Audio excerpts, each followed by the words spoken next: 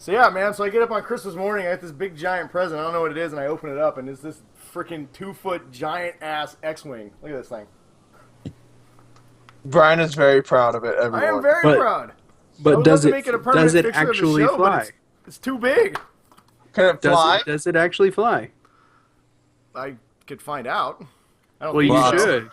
I'll tell you if right I now. throw it really hard, it'll fly. You should. I can just picture that Christmas morning, Brian was holding it going around while his wife, just looking at him like whatever, and he's like all over the room with it and just having fun with it. I was, man. Like I said, I don't know what I'm gonna do with it. I think I'm gonna hang it from the ceiling, but whatever. His daughters are all sitting there, and he's just like pushing them out of the way. Where's my toy? I wish I could get like a really good view. There you go. That's probably the best view you're gonna get on our show. Look at that thing. The dead on full in your face view. I don't need the tip that far in my face, please. Yeah, that's what she said. Every time. And on that note, welcome everybody to another episode of the Geek Dad Report. Well, I guess it's not another episode. It's a very special edition. We've been teasing you guys for a while that we wanted to get a Star Wars: The Force Awakens, roundtable panel, get some guests on, and do a fun special for everybody. And that is exactly what we did. We didn't want to be those assholes who did it the day after the movie came out and spoiled everything. So we waited a couple weeks and we decided to do it now. Well, and it takes time to sink in a little bit with something like this. It does. And if you're watching this and you haven't seen it yet, Why are you watching this if you haven't seen it yet? Yeah. How about yeah, that? well, and if you are watching it and haven't seen it yet, you know what? Watch at your own risk. And why haven't you seen it? Period. Yeah, well, Hello, people. 2 weeks ago. to Alan's point, if you have not seen this, this is going to be a massively spoiler-full episode. We are talking about everything Star Wars: The Force Awakens, what happens, speculation for the next movie. We are going to literally talk about everything. So this is your one chance. If you have not seen the movie, you should immediately and come back and watch the show. But if you haven't watched it yet, turn it off and come back later. Or else don't send us any hate mail because it's not our fault. You have been warned. On that note, we should probably just start the show. Some music. Yay. Cue the music. Lightsabers.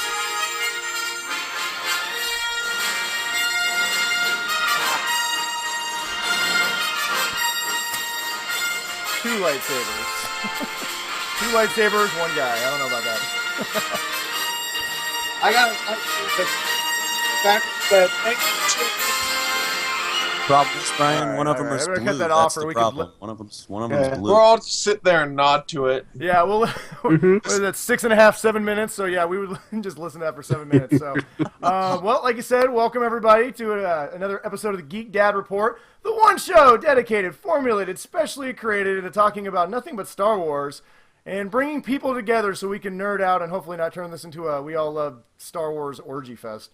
Because we all didn't want to have to spend any time with our wives tonight anyways, so, yeah, we're all getting together to do this instead.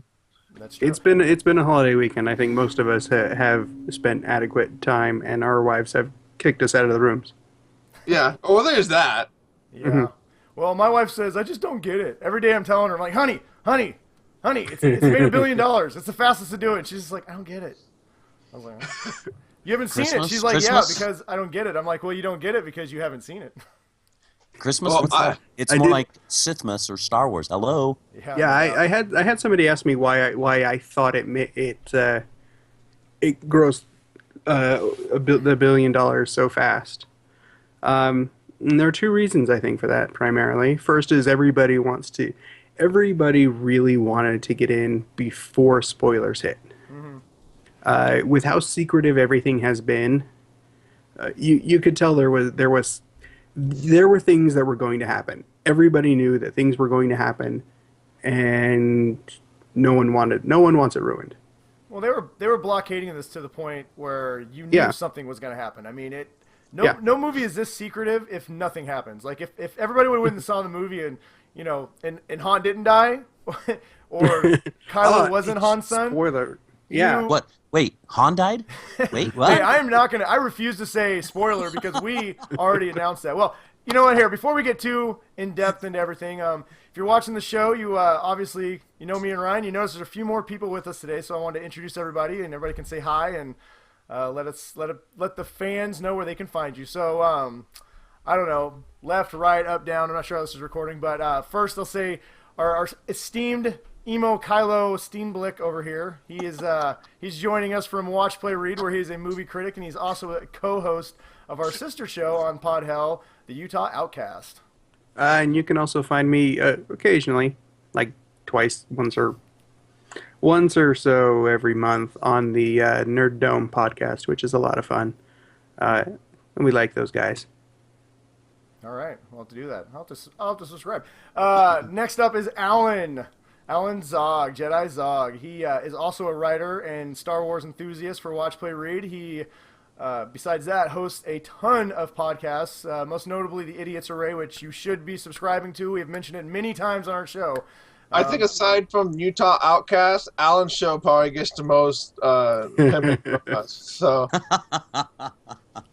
and I can't thank you guys enough for that either. So, yeah, if you're not listening to it, join in. Actually, we've got a new episode coming up on Monday where he spoke with author Landry Walker about some short stories he did. So, but yeah, I mean, I do a ton of podcasts, or I do at least, I've got 3 of them that I do on a monthly basis, kind of about 8 or 10 episodes a month. It's been fun. It fills the gaps, fills the time, covers some passions of mine between the Utah Jazz and Star Wars. So yeah, it's good. It's fun. Well, we are glad to finally get you on. We've been trying to touch base for a while and get this make this happen, but hopefully this will be the first of many guest roles for you. And last but definitely not least is our newest member to the Watch Play Read family, Matt Johnson. Hey guys, I'm the new guy. I'm the floating voice on this podcast. Yeah, Matt was having some audio or video difficulties, so he will be he does not have a face represented. We see him as, what is that? Who is that? He's Ogre from it's Ogre. Yeah, from Revenge of the Nerds. But you guys will see him as this records as nothing. He will be the Force. He will be our ever-present Force voice. I'm cool with that. He's cool with that. And then, as always, I'm your host, Brian, and that's my beautiful, lovely, very special to me co-host, Ryan. And you can find us at all the normal places, Geek Dad Report, Facebook, Twitter. You can find me at BrianWest53 and Ryan at Big Bruiser. Yep. That was very distinguished, Ryan. Thank you for your input. So I'm trying to keep it moving along. We got a lot of people, and I have a feeling we're going to have a lot of stuff to talk about. We do. So. Well, that is a great transition. So we are here, obviously, to talk about The Force Awakens. We all loved it, so we're not going to spend too much time gushing about how much we loved it. In fact, we're going to try and just dive into all the things that we loved about it, and kind of speculate about where the movies are going. We had some questions from our listeners, so we're going to talk about those. Pretty much all things Star Wars. So hopefully we'll try not to talk over each other. This is probably the biggest cast of characters we've had on the Geek Dad Report. So if we do, well, I'd say I apologize, but I don't give a damn. It's my show. I'll do what I want. Well, plus, I'm a little hungover, man. Last night was New Year's Eve, so and I went out and had a little fun. So by the way, Happy New Year's, everybody. Yay, 2016. Yeah, big things are coming. New Star Wars also movie what out in she said. December. Yeah. Wait, is it? Is it December? Yeah, I thought they moved the date. Well, For what? no. Rogue One, December 16th. Yeah, Episode 8 is May of the next year. So, Yeah, we that's right. we're 360 something days, 50 something days until it's 354 or something like that until Rogue One. That's right. It's 2017 they moved the date. Okay. Yeah, and then Episode 8 is coming out next May. Not this coming Yep. May, but next May, following Yep. year. So we have a lot of Star Wars in the next year and a half. So I don't know. Well, you brought up Rogue One. I know There's a lot in the foreseeable future. Yes, there is. So you've got 4 films in the next 4 years. So Yeah, And well, they're going to keep going as long as they can. I do want to TV talk a little bit shows about and Rogue stuff too, One right? and obviously Episode 8 and 9. So we'll kind of do that at the end of the show. But let's dive into the show. I mean, initial thoughts, everybody. Obviously, we all love the movie, but specifically, what was it about this that really resonated with you, Kyle? If you want to emo Kyle, you want to go first. It tickled the nostalgia spot pretty well. It reached in and poked that hard. Yeah. That's what did it, I think, for most people. Really, they did a good job. They did a really good job of reaching back and recapturing what made the original trilogy just formative for a lot of people. They did a really good job with that. So that's what did it mostly. It didn't hurt that it was really funny. Yeah. Yeah. Not like A New Hope was funny. A New Hope was funny. Well, Han was funny. They were funny because those actors were able to deliver ridiculous lines really well. Mm-hmm. It was almost unintentionally funny. A New Hope But I was was funny more going- like The Room. But I was going to Tashi's station to pick up some power converters. You know, everyone always whines about Anakin, and listen, don't get me wrong, Anakin was a horribly whiny child in all 3 of the prequels. But Luke was pretty whiny himself if you watch A New Hope. I mean, he kind of gets a pass, but he was kind of a big baby. Oh yeah, he was. Even Mark Hamill admits that. He's talked about that in interviews, and he can't even watch it. Yeah. Well, I've been spending this whole week. I got the Star Wars episode 4, 5, and 6 on Blu-ray for Christmas, and my 8-year-old son had not watched anything Star Wars like ever, and so we spent the last 3 nights we've been going through it, and just one episode a night. And after the first one, he turned and looked at me and said, "Why have you been holding this from me, Dad?" So, and then we It's a watched very it, good question. back, and it was like one of the few movies where he just sits there and he's like leaning up on me and just quiet and just staring at the TV. And we watched Return of the Jedi tonight, and I'm like, "Was that your favorite one?" He's like, "Yeah, that was my favorite one. I want to go see it. I want to see the next one." I'm like, "Okay, well, that's Force Awakens." Like, "Well, what's after that?" Like, "Well, it's done." He's like, "Oh man, I gotta wait now." So now he's like, "Oh."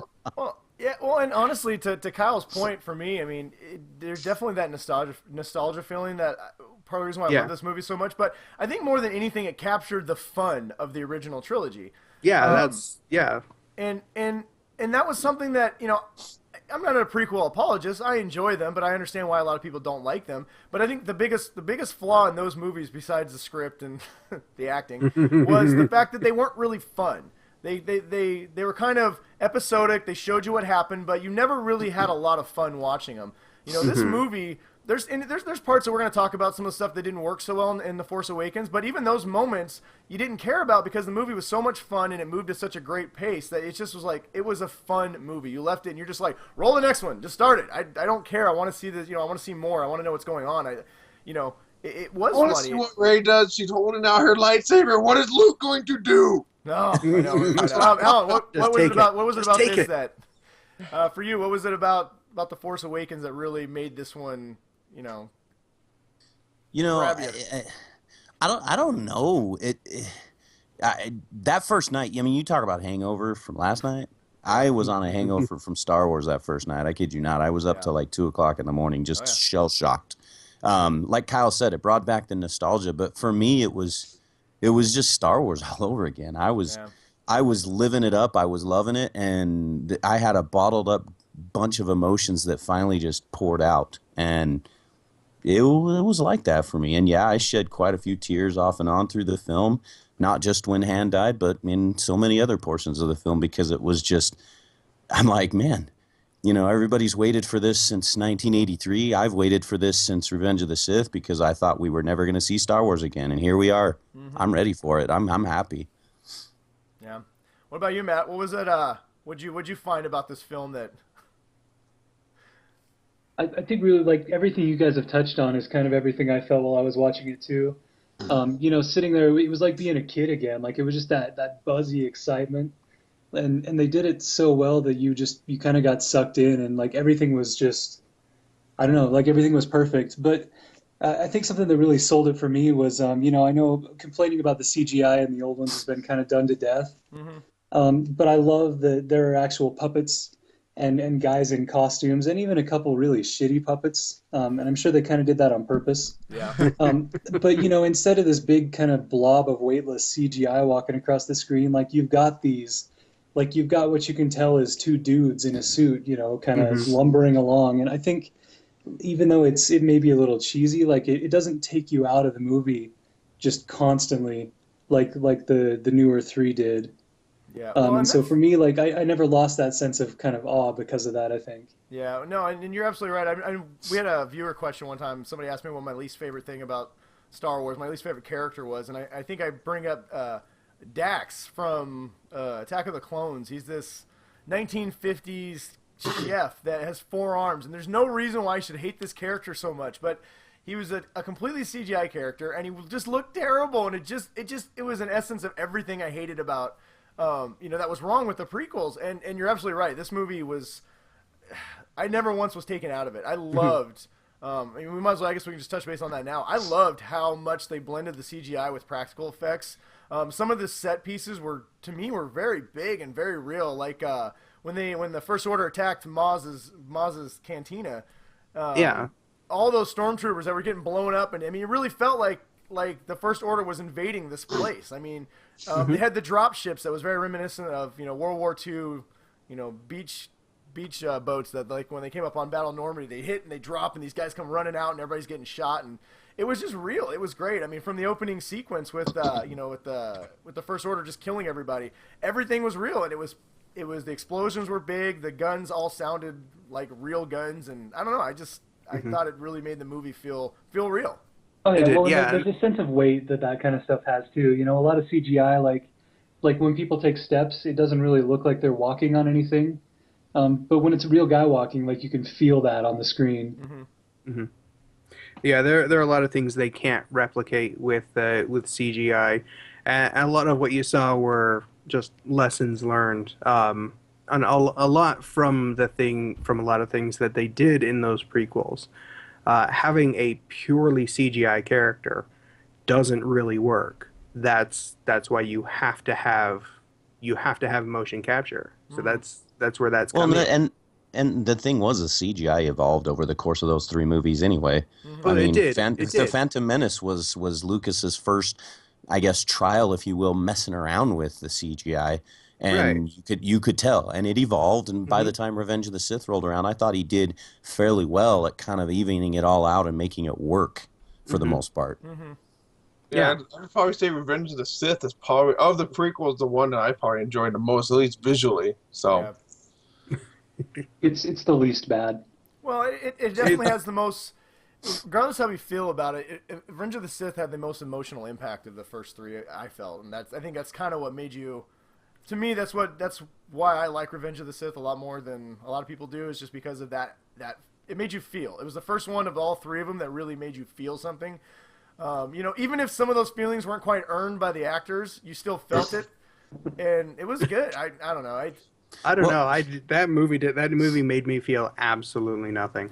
It made me feel like shit. Is what it made me feel like. Well, and see, I'm with you, Brian. That movie hit me in all the right, in all the right feels a little bit, and Anakin's twisted, conflictions and things like that kind of hit me with that. What I liked about The Force Awakens for me is I felt like they took the emotion of that movie or that group of movies for me, they combined it with the action and sequences and comedy that we got from the original trilogy, and I thought that they tied it all up real nicely with this film.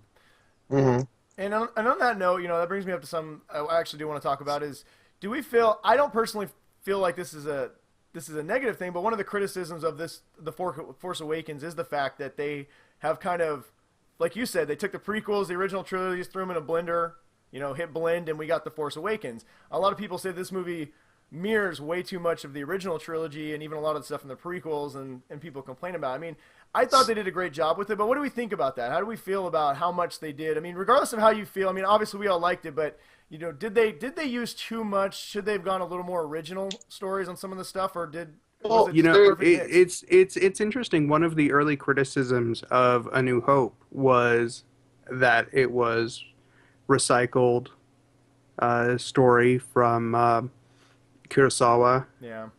And God, there were 5 or 6 other things thrown in there, but that's pretty much par for the course for almost every movie now. Well, and you're right, and it technically was. I mean, Han Solo was a perfect recyclement of Casablanca. I mean, really. Yeah. And that's the one thing I love about Brian Young's pieces over at StarWars.com, where he goes deep into the cinema of Star Wars and he talks about things like that. George could write a wonderful story, and he did. But when he put it on screen, he used a lot of things from the other movies. So I don't have a problem with them doing that with The Force Awakens either, because there are scenes in this film that took from classics even. I mean, it wasn't just from Star Wars that you saw in this film. There were other scenes in this film that took from classic films that we talk about. Well, that Apocalypse Now scene with the TIE Yeah. fighters. Yeah. Now, and I wouldn't. And that shot is gorgeous too. Yeah, It was. Oh yeah, it was. And it would have bothered me, but all of those recycled elements and shots made sense. They fit into the story they were telling with the visual styles they were using. It all fit, and it all that worked. So yeah, that's valid criticism, but it doesn't really hold a lot of water as far as I'm concerned. And Well, for and those, if you're sorry, compacting Ryan. 30 years, you got to compact 30 years of, gap, and try to remind people like me that I don't remember every single thing from the original. So they got to try to tie in, little bits and pieces of everything, and then fill in a 30-year gap. Or they didn't really fill in too much of it. I mean, they did enough to, keep you wanting to buy all the supplemental stuff. So you got to leave room to buy the graphic novels, Ryan. You got 30 years Yes. Yeah, you've got the graphic novels, you've got the novels, you've got the tie-in series. Yeah, there's a lot out there, a lot of supplemental material. The comics. Yeah, and I can't help but think they did that on purpose. Oh, of course. Oh, absolutely they did. Oh, yeah. Absolutely they did. And, I mean, even, I'm even looking at, everybody, one of the biggest criticisms is about Starkiller Base. You know what, guys? For all the people that want to criticize them using that same idea as the Death Star all over again, hello, didn't George do that with Return of the Jedi? He brought the second Death Star Yeah. back. Same Guys, damn plot. hello. Yeah. I like that the Death Star is this big, and this is how big Starkiller Base is. I do love, I will say, I will say that, Sucking up the sun. I thought that JJ did a really good job of kind of almost poking fun at the fact that he was copying a lot of the Star Wars elements, just by like, for instance, the whole scene with, like you were saying, with the Death Star. They're like, it's another Death Star. They're like, no, this is the Death Star. This is Starkiller Base. And I love that Han almost just like, who gives a crap? There's got to be something we can shoot and blow it up. Yeah, you can blow it up. You can always blow them up. That's blow 'em just up. the way those things work. Yeah, it was. There were enough self-aware moments in there. Where's that exhaust vent? Just find But it. you know what? Find an exhaust. That scene, Brian, though, that scene reminds me, I wonder if they recycled a commercial for that scene. This is your brain. This is your brain on drugs. Yeah. Any questions? Yeah, I mean, they could have almost all stopped and looked right at the camera, and it would have been like, Hey, it's just another Death Star, right? Yeah. Yeah. But and also, I think people sometimes lose sight of the fact that this is a sequel. When does a sequel not continue the story of what it's sequeling? I mean, And I have a question too. When has history not repeated itself? yeah, it's In Star real life? Wars. In real life, I mean, seriously, when has history not repeated itself on this earth at some point in time? Well, isn't Right? it? I think I was listening to Idiots Array when you guys were talking about how somebody had written an article where Star Wars is almost like a haiku, and Yeah. isn't the series supposed to be written to kind of reverse mirror itself, like the first 6 were? And Yep. and why not continue that in this new trilogy? I mean, obviously you have Rey, which we're going to talk a lot about, who's mirroring Anakin and Luke's journey to an extent. You have a lot of the same. I mean, you got some of the same characters with Han Solo.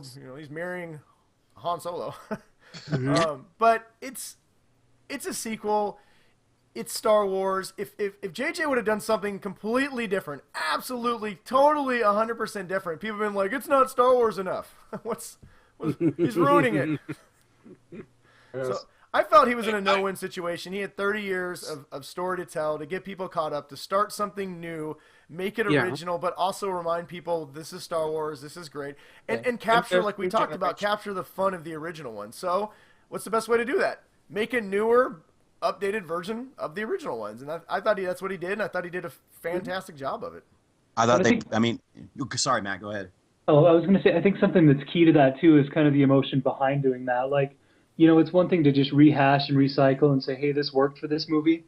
But I think a lot of times you can watch movies that kind of tie back to older, whether it's a sequel or whether it's, like a tie back to other movies. Like you can tell kind of the love that goes into that. Like you can tell there's a lot of love that went into those moments that they kind of grabbed and recreated in the new Star Wars. Like it wasn't like, oh yeah, if we put this in here, the kids are going to love it kind of thing. Yeah. It was like, I love this moment and I want to reuse it because it's such a great moment in my experience. And I think that sells it too. Well, and the repetition of character arcs and mirroring journeys of character development is a pretty traditional and pretty classic literary tool. That shows up everywhere. Well, and what's the old saying? Great artists create, but like really good ones copy or imitate or something like that. Totally butchered that saying, but I hope everyone gets the idea of what I mean. If you're good, you copy. That's just the way it works. But imitation is flattery. Yeah, imitation. I mean, and I don't know. I felt like this was, if you look at all the great movies, like you're talking about Star Wars, and look at The Matrix. That movie was heralded as one of the most original, amazing movies ever, and it literally was a copy of every religious text ever known to man. Well, and it's a great movie, but it's got 500 other sources, and Star Wars, like you said, was the same way. So I don't know. I think he did it perfect. I mean, there's a few things that upon first viewing I wasn't as impressed with as some of the other stuff, which we'll talk about here in a little bit, but as a whole, the movie was, I thought, start to finish, it was amazing, and it hit all the right notes. It made me feel the way that I wanted a Star Wars movie to make me feel, and critics be damned. I don't care if it copied. I don't really care. It did a great job of it, and I thought it was masterful. I thought it was an amazing film. Well, the best thing for me was that my wife and I went and saw it, and if Brian knows that my wife she's not a nerd, she's not into Star Wars. Loser. She mostly knows of Star Wars, but we went and we saw the movie together, and when we were done, and we actually talked about it the whole ride home, and and she was really into a lot of the characters and stuff like that. And when we were rewatching all the movies, she was watching them with us, and so she'd been humming the Darth Vader entrance theme when we're walking around. I don't know if that's good if my wife is humming that, but it's always good. I don't know if that's good for me, but and she in the last 2 weeks has gotten into Star Wars, which for me is like, well. Go ahead, Alan. I was just gonna say, Ryan, you're onto something there, because I mean, I even look back at the placement of the trailer when they released it worldwide. When did they release it? In the middle of a football game. How many people out there were probably not wanting to watch that football game, but were watching it for the trailer? Well, most of the Star Wars fans were. Why did they put it in the middle of a football game? For the same reason I think they played it safe with this movie. It's all about reaching out to the fans who aren't fans, who aren't as into Star Wars as the rest of us. Sure, all of us that are into it are going to enjoy it, but this was for the new group, the new generation, the new group of fans that haven't been into it before, and hopefully this brings them into the fold a little bit. Yeah, and well, that trailer wasn't for the longtime fans. No. We were gonna go see it without a trailer. Yeah, hey, Star Wars is coming out next week. Go see it. Okay, let's go. Yeah, you didn't need to advertise to us. No, if we touch on the next generation, how many of you guys have had your kids see it yet? I'm taking my daughter next week. I know Alan's not taking his kids. Twice with my kids, yes. Yeah, twice with mine. Well, and I know once my 8-year-old sees it, he's gonna be begging to go see it again. Well, yeah, I would have loved to take my daughter already, but she's 6 and she won't quite sit in theaters real long yet, so I have to take her on a day when I can just walk in, sit down, and then leave. She wouldn't wait in line, but that's the thing. I'm to wrap up this conversation about mirroring the original trilogy. Just one of the things I do love about the fact that they did take the original trilogy and slapped a new coat of paint on it, because it's got that fun like we talked about, but it's coming through on the trailers, and it's making my 6-year-old go, "Ooh, Daddy, what's that? That looks awesome. What is that?" And I think they've done a great job of getting in that, like you guys talked about, getting in that next generation of fans. and making us have those moments that we had with our parents. I remember, I think I've talked about on the show before, the probably reason why I love Star Wars so much is because my first memory of a movie is seeing Return of the Jedi in the theaters with my dad.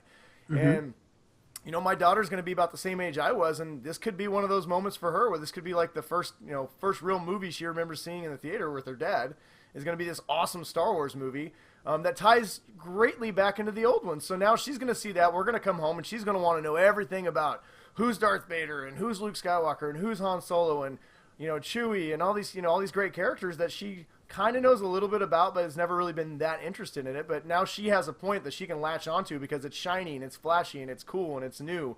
But it'll tie back to the old ones in a way that will make her interested in them. So I don't know. I think they did a great job. Disney clearly knew what they were doing, and George Lucas be damned. This was a great movie. Oh man, on a side note, we don't talk about on this show, but we got to talk about George Lucas's recent tirades and some of his analogies that have gone viral. What did George Lucas he's mad about something or? Oh no, he's just losing it a bit. He's been losing it for years. He lost it a long time ago. Yeah. Yeah. What I have read is that this interview was actually recorded before he even saw The Force Awakens, actually. So that's what I read today, is that it's an old interview from earlier in December before it even released. He referred to Disney as white slavers. So yeah. and then cut himself short before he finished. So we all love George for what he gave us, but this is definitely a case of you could see he's a little bitter that everybody didn't love the prequels like they loved the original ones, and people are really embracing this movie, and I think there's a little bit of like, I want to say jealousy, I definitely think he feels a little bitter about that. I think the official term is butthurtness, and I think that's kind of what's going on. Probably. No, he's mad that he only sold it for $3.something billion, and they've already and The Force Awakens is going to have 2 by the end of the weekend, so... well, wait. They have also made over $5 billion in merchandise. So let's just cap this off of it. Yeah. They're already at $7 or $8 billion, and they've already doubled up on what they paid him for it. So Well, since we keep talking about, we talked a little bit at the beginning before we move on to our next little segment here. Let's talk about the box office holes real quick. We shouldn't go too far on this. Are they going to beat Avatar? Yes or no, Alan? Yeah. yes, Oh, absolutely yes. Does anybody think no? No. I think the only thing that could hold it back is the China market. If it's not well received over there, I do worry a little bit that, like you were talking earlier, Alan, about how everybody's so excited to see this. We've never seen anything like this as far as how much money it's going to beat Avatar. Well, it might beat Avatar's domestic record by this weekend. If it doesn't, it's going to do it on Monday. So we're talking a little over 2 weeks, and it's going to break the all-time domestic record. So, I mean, it's going to make $1 billion domestically, which is just insane. Yeah. But is it going to hit a wall at some point? Is it going to get to the point where everybody has seen this movie in the first month, and all of a sudden you're going to see... Avatar made it because over 6 months it was in theaters, and it kind of steadily kept making money. Do we think there's going to be a slowdown at all, or is this just going to keep cruising until it hits $3 billion? It is going to slow down. I mean, that's inevitable. It's not going to make $1 billion a week for 52 weeks. George Lucas really be kicking himself in. Yeah, it's gonna do well in China. Yeah. It is. This is perfect for their market. Well, I've been reading about China that Star Wars is not actually popular in China. Like, and they're giving away like all like there's digital streaming all of the first 6 movies in China, just trying to get people interested in it. Yeah. Well, you know why it's not very popular in China? Because they just showed the original trilogy last year. Oh, yeah. The first ones that they were able to see in China were the episodes 1, 2, and 3. So they were a little bit turned off by the Trade Federation guys. Yeah, well. Just a little bit. Well, yeah. And I'm going to say, judging by the red carpet events that I've seen hit social media from China, I have a feeling it hit quite well and did very well. Well, they did a great job in this one of having a diverse cast and diverse aliens without really hitting any of those racial stereotypes that the prequels hit. Yeah, yeah. Isn't it interesting how you can do that? You can have alien races that don't fit Well, typical and I don't think George ever did racial that intentionally, obviously. But No, he did that intentionally. That think was so? that was I don't know if it was intentionally racist. Well, he did talk about white but it slaver was Disney people, so. it was intentional what he did. There's no doubt about it. He Yeah. gave them those accents. He just didn't think it'd be taken that way. He just didn't think it would. Yeah, he didn't think it would be taken that way. We're He talking just about Jar Jar, first right? yeah, something in his head said, okay, well, let's just take this entire race of people and give them these accents. Well, it But didn't they're help that all not the- really authentic accents. Well, it doesn't help that all these really poorly stereotyped people were all the villains and assholes in the movie. So, Yeah. Misa don't know what you talk about. Misa not liking your way of thinking here, Kyle. Misa no like you. oh man. Well, like you said, hopefully, I don't know. I think it's gonna make I do think it's gonna beat Avatar. I think it's gonna hit over 3 billion. I think the 3 billion will probably be the high point. I don't think it'll hit much more than that. But if you guys don't know what we're talking about, just head over to Box Office Mojo and you can see it's broken just about every record you can break within 2 weeks. So It's like $50 million on Christmas Day. yeah. Judging. It is do insane okay. the amount of money it's made. Well, here's the other thing. The reason why I think it's going to do okay is judging from reaction from people. The first 2 weeks, the fanatics were going. Mm-hmm. Okay, now it's trailing off. Now everybody else. I had a few friends on my Facebook today just say they just barely saw it for the first time. So now that the fanatics are out of the way, now people know they can go to the movie without having to worry about the fanatics. And I think now you're going to start to see the general public see it, and I think that's a good thing. And you're going to get like what I was talking about is people like me who maybe have younger children who you want to take them, but you just don't want to take them to a absolute cram theater. But it's kind of a fun little game. I was doing with some friends. They were talking about how much this is going to make, and I said it's going to make a lot. And they're like, "You think it's going to break Avatar?" And I said, "Yeah, probably." Like, well, how do you know? I said, "Well, ask any person. When's the last time there was a movie out where you could ask any person, if they've seen Star Wars, and if they say no, they're going to tell you when they're going to see Star Wars." So people who haven't seen it, there's nobody. I have not talked to anybody who's like, I don't think I'm going to go watch it, or maybe. Everyone's like, have you seen it yet? No, not yet. When you going? Next Tuesday, at 11 o'clock. And so, and they kind of laughed at me, and we were waiting to go see Star Wars: The Force Awakens, and we were sitting at a bar, and I said, okay, watch this. And the bartender comes up, and I said, hey, man, you seen Star Wars yet? He's like, no, not yet. I'm really excited. I said, well, when you going? He goes, next Tuesday. And they start laughing, and I was like, I mean, this is that movie. It's reached cultural phenomenon. It reached an event. Everyone has to know what's going on with this because everyone's talking about it. My brother-in-law has been patiently waiting for me to finish watching the originals because his wife has never watched the originals, but she says she'll see Force Awakens once she sees them. So I'm going to let him borrow those, and he's going like straight to take her like right after they've watched all three of them. So I think they're tapping a lot. Even my in-laws who my father-in-law, like, yeah, I saw the original in the theater. I'm just waiting for it to die down, and then I'll go see this one. So there's a lot of people that are just waiting. Yeah. So. Last thing on this before we move on to 3D. Did you guys see it in 3D? My first round out, I saw it in 3D. I didn't get much out of it as far as the 3D goes, but that could just be the theater. Yeah. Well, I've seen it both times in 3D IMAX, and it was amazing. IMAX does a really good job with 3D. The part I just genuinely have a problem with is that is a really expensive outing. Yeah, that is true. $18 that's a ticket. Yeah, that's like serious. That's like price gouging territory. they gouge you for those. And I saw it. I've seen it twice.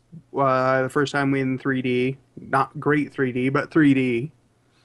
And then in 2D, I'm pretty safe. I feel pretty safe saying there's not a whole lot that 3D is going to add to the movie. Nope. I was going to say the same thing. Sorry, Matt. Go ahead. No, go ahead. That's fine. No, you're good. I was going to say, I think that's a sign of. Well, then I'm going to talk. Go ahead, Matt. I think that's a sign of the 3D actually being well done too. Yeah. Like there wasn't ever a point except for when the destroyer showed up. I noticed half the crowd reached up to try and touch it. But I mean, there wasn't really ever a point where I was like, oh yeah, they just shot this scene because they're going to make a 3D version. Yeah. It was very subtly done. So yeah, I mean, you could see it 2D or 3D and get almost the same experience, but I think the 3D does add a little bit to it. Yeah, I will say for me, both times seeing it in 3D, there's three scenes that really pop out to me for the 3D. One was the blaster bolt being frozen. Oh yeah, that Um, was amazing. yeah, it was the 3D effect on that was just great. It really gave it really gave like a depth to it and made it really impactful. It was just sitting there. You really could see how the Force was holding that thing in place. Which I mean, it was a cool moment anyway. We've never seen that in a Star Wars movie before, but. The first Millennium Falcon scene on Jakku, that was really well done in 3D. Yeah. And then the lightsaber, the Rey Kylo fight really added a depth to the lightsaber, and some of it was probably the IMAX, the buzzing. I've never heard or seen a lightsaber like that before, like presented to me, and it was amazing. It was Well, and I'm like, and I'm with Kyle and Matt on this too. And Matt, you said subtle, which is actually very. I agree. That's a great word to describe because, to be honest, I saw the Phantom Menace in 3D when they released it. What was it, like 6 years ago? Yeah. And something like that. I can't remember, but for me in this film, the 3D that stuck out, the same one stuck out back then, are your scenes when like hyperspace, when they go into hyperspace. And even the more subtle moments when they're coming out of the Ylenium system and they're passing the asteroid belt. Those types of things stood out in 3D, but it was so subtly done, it was not distracting from the movie whatsoever. Yeah, those kind of things are really cool to see in 3D, and they're really fun to experience. But does it add anything of substance to the movie? I think it Is it does. worth the price tag? I think once. I don't necessarily need to see it every time in 3D, but I think seeing it the original time, the very first time in 3D, gave it even more of a oomph to it. It even made it more. I was really sucked into the movie already, but the added sound and the added depth really, put me in the movie. Good sound design, and I'm all for going to see a movie in IMAX. But I'm really at this point I'm really hypercritical of film studios that use 3D just because because they can. Yeah, well, it boosts their revenue. It boosts their revenue. It doesn't really cost them that much to do a 3D conversion, and then they get more. They get more from the box office. Yeah. Oh, all right. Well, does anybody have anything else to add to that? We'll move on. No. All right. No. Moving on. Now, I want to start talking specifically about aspects of this movie, characters, plot points, stuff like that. Kind of dive into that a little bit. We put a Q&A out there like we always do on our Facebook page for our regular show. So we did the same thing for this, and some of our listeners gave us some questions. So I figured we could kind of use those to piggyback into our discussion of, talk all things actual about the movie. So the first one up is Phil, loyal listener Phil. He always brings all kinds of For questions. people that don't know, Phil always has some very interesting questions. Yes, he does. And well, like for instance, we'll go ahead and read this first one. He wants to know who the fuck is Snoke. That is a direct quote. We don't know. But he is. We don't. I mean, technically speaking, we just don't know at this point.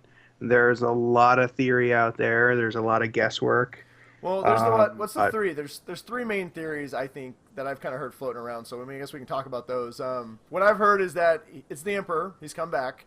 It's the Emperor's clone, possibly, happening off screen or whatever from the last movies, or it's the kind of the most common, most popular one is it's Darth Plagueis, who's was Emperor Palpatine's his master. Yeah, they reference in the prequels. Plagueis, I think, is probably the most probable of those. The Emperor surviving, not only being thrown down the shaft, but the entire Death Star exploding is a bit of a stretch. I agree. Even for an extremely powerful Jedi, that's a stretch. His clone, maybe, but considering that the resemblance was not exactly strong, I'm gonna go no. Maybe it's a bad clone. It could be. Clone gun. When Dr. Evil had his mini-me. Well, and I will say this, as plausible as very plausible as Plagueis could be, I really hope it's not. Much as I like the idea, I really hope it's not. Another reason why I wish they would make the Plagueis book canon because of the way it ends, because of what takes place. I wish they would make it canon because I think it's so good. But I just hope it's not, because I really want to see. I'm curious to see who he is and and where he comes from, and is he really a Sith or a Force user? Because right now we don't have Sith and Jedi. We don't have either right now. We have Force users, light and dark. In fact, the emphasis is on light and dark in the movie. So I'm really hoping that that he's not Plagueis. I want him to be something else, and I want him to have found something in the galaxy, dark, evil-wise, that's different than what we've seen with the Sith. Would you like it to be tied into something that we already know, or are you hoping for just an all-new brand, spanking new character with a whole new story and everything? I wouldn't mind it being tied into something we already know. Maybe, especially with what they've done in the comics and what they've done in the books, where they've gone with Sith artifacts. I mean, we saw in the Lando comic book where a couple of characters got close up to a Sith artifact and were completely affected. I would love to see something like that. Whereas with Snoke, where Snoke might have been something completely different, became disfigured because he came in contact with Sith artifacts and with things that were left behind by Palpatine. I could see something like that, and I would love that idea. It is, yeah, and that they could very well do that, and that would be really cool. That would be great. I really would like to see an entirely new character. Yes. Not something pulled back from the past necessarily, but I wouldn't mind. I wouldn't complain about it. I think what Force Awakens is showing is that, like, a lot of people are saying that it could be Plagueis, and I think just for that reason, it's not going to be him. Yeah. Just because if it's something that it seems like a lot of people are kind of gaining a lot of steam on, from what watching the Force Awakens, and you see what everyone was kind of gaining a lot of steam on for that, out the window. So I think it's going to be something that's going to be really original, and the second movie is probably going to be setting up a lot more original stuff than that the Force Awakens just kind of had the building blocks for. So that'd be my guess. Yeah. In New Hope, A New Hope, a lot of people forget that we didn't even meet or even hear about the Emperor until Empire Strikes Back, and most of his character building came in the final movie. And yet he was such a large part of that trilogy, even though he didn't get a lot of screen time. So the fact that they've already introduced him and kind of laid that groundwork for his character, I do think there's going to be a complex character. But if Star Wars does anything, it's that it's simple yet complex. I mean, it's usually a simple answer that ends up being something much deeper. Yeah. So I don't know. Personally, I think my original gut was that it was a clone of Emperor somehow. It has his DNA, only because they did a couple of things in this movie. They talked about the clones, the clone army in The Force Awakens, so they talked about that a little bit.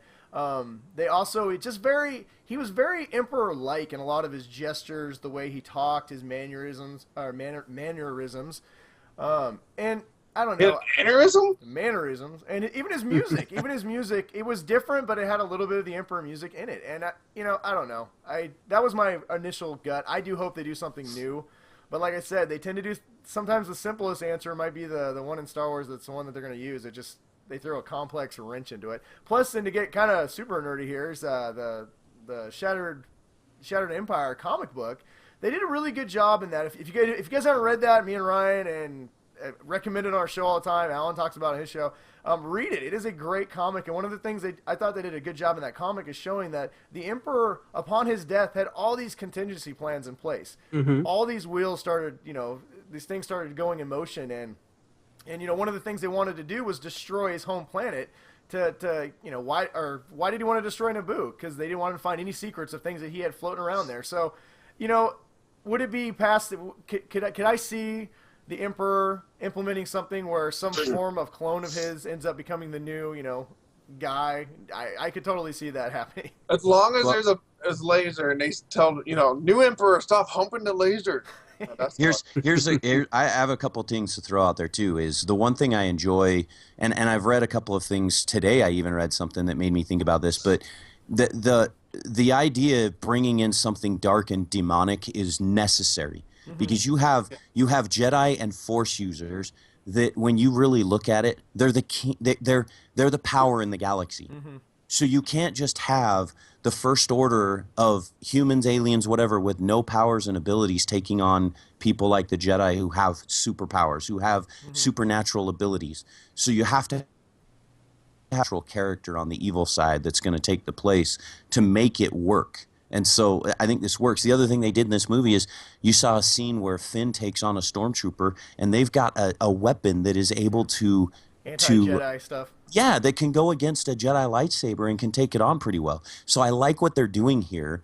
One of my co-hosts on Cloud City Council even suggested, for those who haven't read Aftermath, you should as well, because in that book, at the very end, there's an admiral that we know nothing about. And I'm kind of excited to learn more about, but a lot of people have suggested he's Thrawn, for those who have read the EU, that is Thrawn-like. Maybe Snoke is that guy. Maybe that's who Snoke is. So I just some different things to throw around that I've heard Force the rumor user mill. and more strategist. Yeah. And Cool. and maybe he knows enough about the Force because, like I said, maybe he's done a lot of research. There's guys. I mean, in Aftermath, there's a character too that survived the destruction of the Empire a little bit, who was one of Palpatine's. What do you call him? Like Masamito. What was it? One of his? Like the Royal Guard, like his advisors. Yeah. Advisors. Yeah, one of his advisors. Yeah, and the advisors, he survived, and he talks in the book itself that Chuck Wendig writes in me. He talks about how you guys don't understand the dark side of the Force, and the Emperor had this and this and this, and I'm thinking, yeah, they're still bringing this stuff around. So I'm kind of looking forward to that with Snoke. I still gotta read that damn book. Yeah, I'm about 3/4 of the way through. I gotta finish it.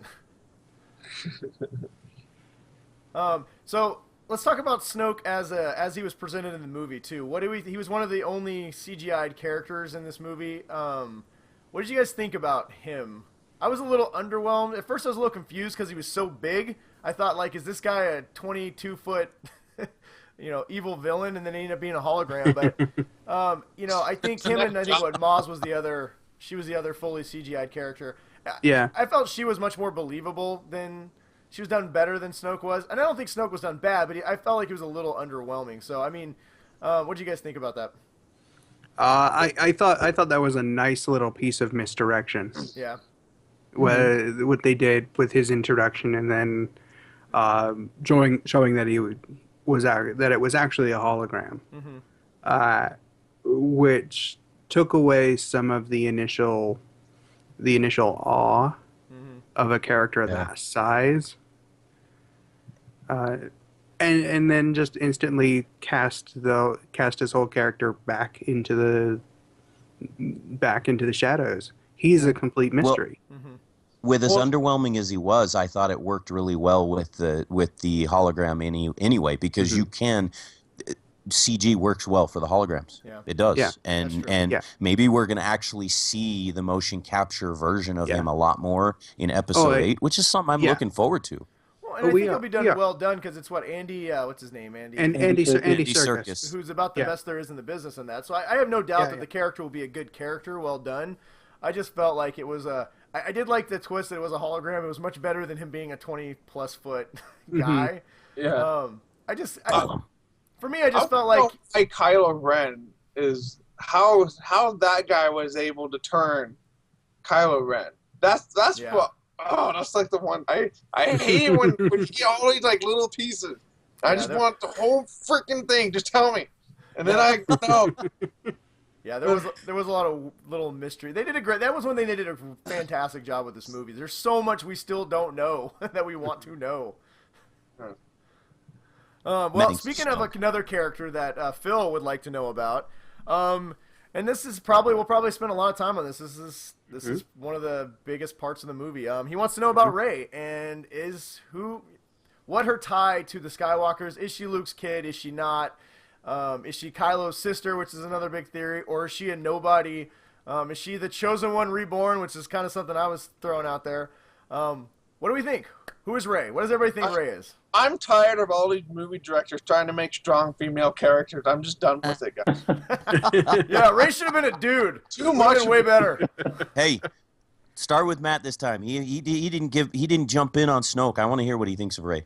All right, Matt. I want Rey to be nobody. I like the idea of the chosen one reborn.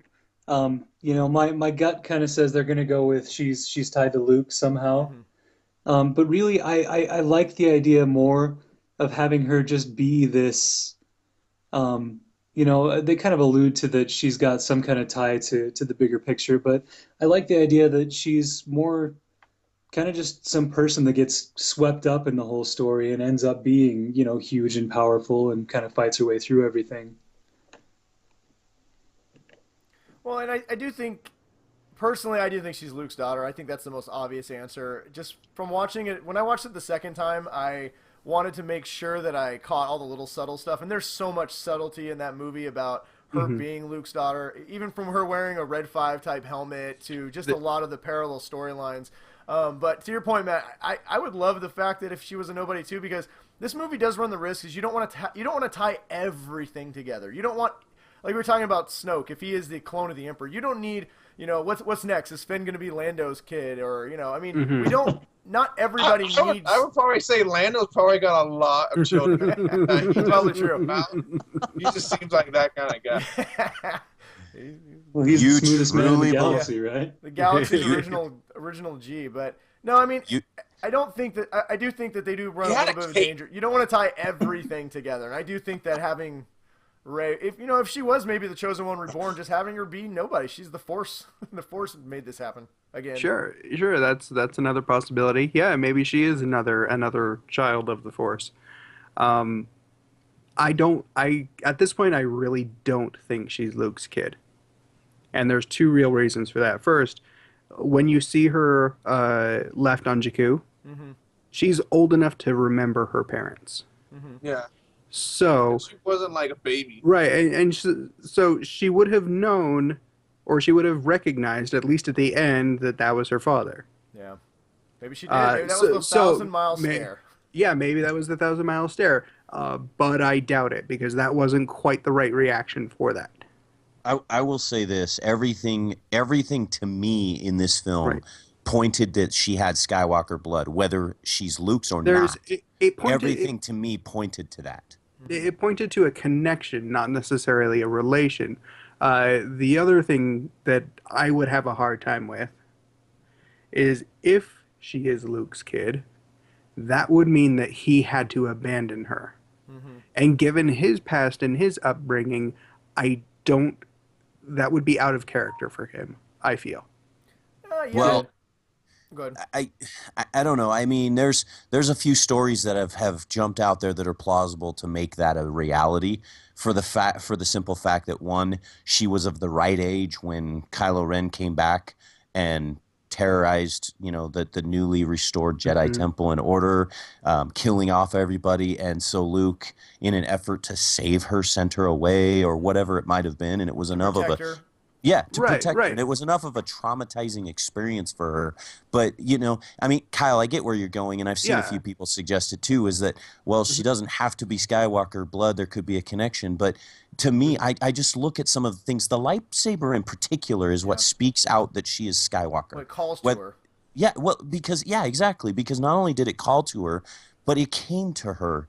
And everybody could say, well, it didn't come to Kylo. Well, okay, but let's go back along the line of the lightsabers, and let's go back to the story of the lightsaber. Reading Weapon of a Jedi, I learned a great deal about the fact that weapon, that very weapon, is the lifeblood, as Obi-Wan put it, of the individual that it belongs to. It chooses its owner. And so to me, the crystals do. So to me, when somebody calls to it, like she did, and even when it calls to her, for all the right reasons, it suggests to me she's of that bloodline, because it wouldn't just call to someone, just anybody. Well, has there ever been a Jedi that would be untrained that starts to be able to use Force manipulation on people? I mean, that's... Yes. Is that something that people have always been able to do? Well, she knew... Yes. I believe that she's had some previous training, because she knew enough. I mean, Luke, if you look at A New Hope, he didn't even know what a Jedi mind trick was. It was like, wow, you're telling this guy to do something. She clearly knew that she had a connection to the Force. It had kind of awoken. I mean, obviously it awoken her when Kylo was prying around in her head. Yeah. And she knew enough about the Jedi and the Force to know that she could tell someone to do something and make it happen. So there's a hint there that she has at least some previous knowledge of Force training or Force abilities. Yeah, however, it was very clear she has a knowledge of this history and who these people are. I will say this much about Luke, though, Brian. If we all forgot, he didn't have the training, but let's even go back to when he was on the Falcon, though, and how quickly he learned in that moment how to use the Force. So, I mean, even though maybe she probably could have been trained, but with the way the Force runs in that family, all it takes is just a moment, and all of a sudden it's there. I mean, we saw that with all of them. I mean, the way that Anakin handled the pod race, the way that she handled saving. Let's go back even before that, when she saved Finn from death to the what were they called, the alien creatures that were on Han's ship. She used the Force, literally the Force, to stop that from taking off with Finn. And so to me, I'm looking at that going, hey, it's still very plausible. Yeah. Well, and I thought the movie did a really good job too of her moment, her arrival moment. When Kylo's got her backed up to the ledge, and she's about to be, he's telling her, "I'll train you," and she's conflicted and she's fearful.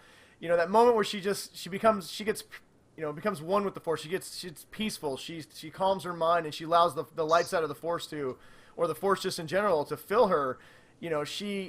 It just opened everything up. It's like a dam that finally just kind of burst, and all the Force just kind of flew through. Now, granted, there's a lot of criticism. People are mad because they're like, oh, Kylo, how good of a Jedi was he really? He got beaten. But, I mean, I thought they did a good job of showing how injured he was. He was injured, and I'm sick of that criticism. Yeah, I'm sick of that argument. He wasn't trying to kill her. No. He was told specifically not to kill her. He was like Vader with Luke. He didn't want to kill Luke, but he wanted to harm him enough so that he could subjugate him and, basically, make him become his apprentice. And I think that's exactly what Kylo was going to try. Well, and let's not forget on Empire Strikes. Desperate for some kind of unity is what I think. Yeah. It seems to me like Kylo really wants someone who understands what he's kind of going through.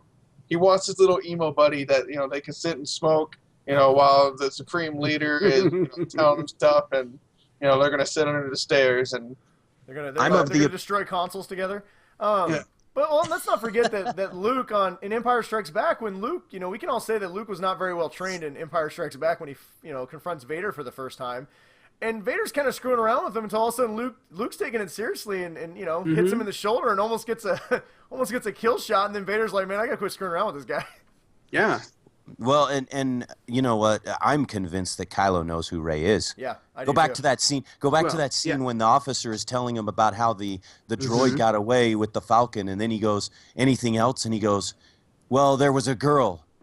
And Kylo's like, what girl? And then right away he knew. It gave you the impression he already knows about this girl. Yeah. He may not know her identity. He may not completely know who she is, but he knows about her, which would suggest to me she may have been present when he attacked that Jedi temple. Yeah. Temple, and he may have known then. Yeah, he absolutely knows who she is. And when they're fighting over the lightsaber, he made it pretty clear at that point in time that he did not see that she has any claim to it, as far as it being a direct inheritance from father to son through the Skywalker line. Yeah. Yeah, well, he was as much calling to Finn on that one as he was to her, because that was to Finn when Finn was holding it. It was like, you know what, that lightsaber belongs to me. He never really said much to Rey about it, and when Rey called to it and it came to her hands, I think it surprised him as much as any that it came to her. Which maybe he doesn't know her lineage, but he knows who she is. Mm-hmm. I don't think it would be really possible to know who she is but not understand her lineage with how closely he is tied.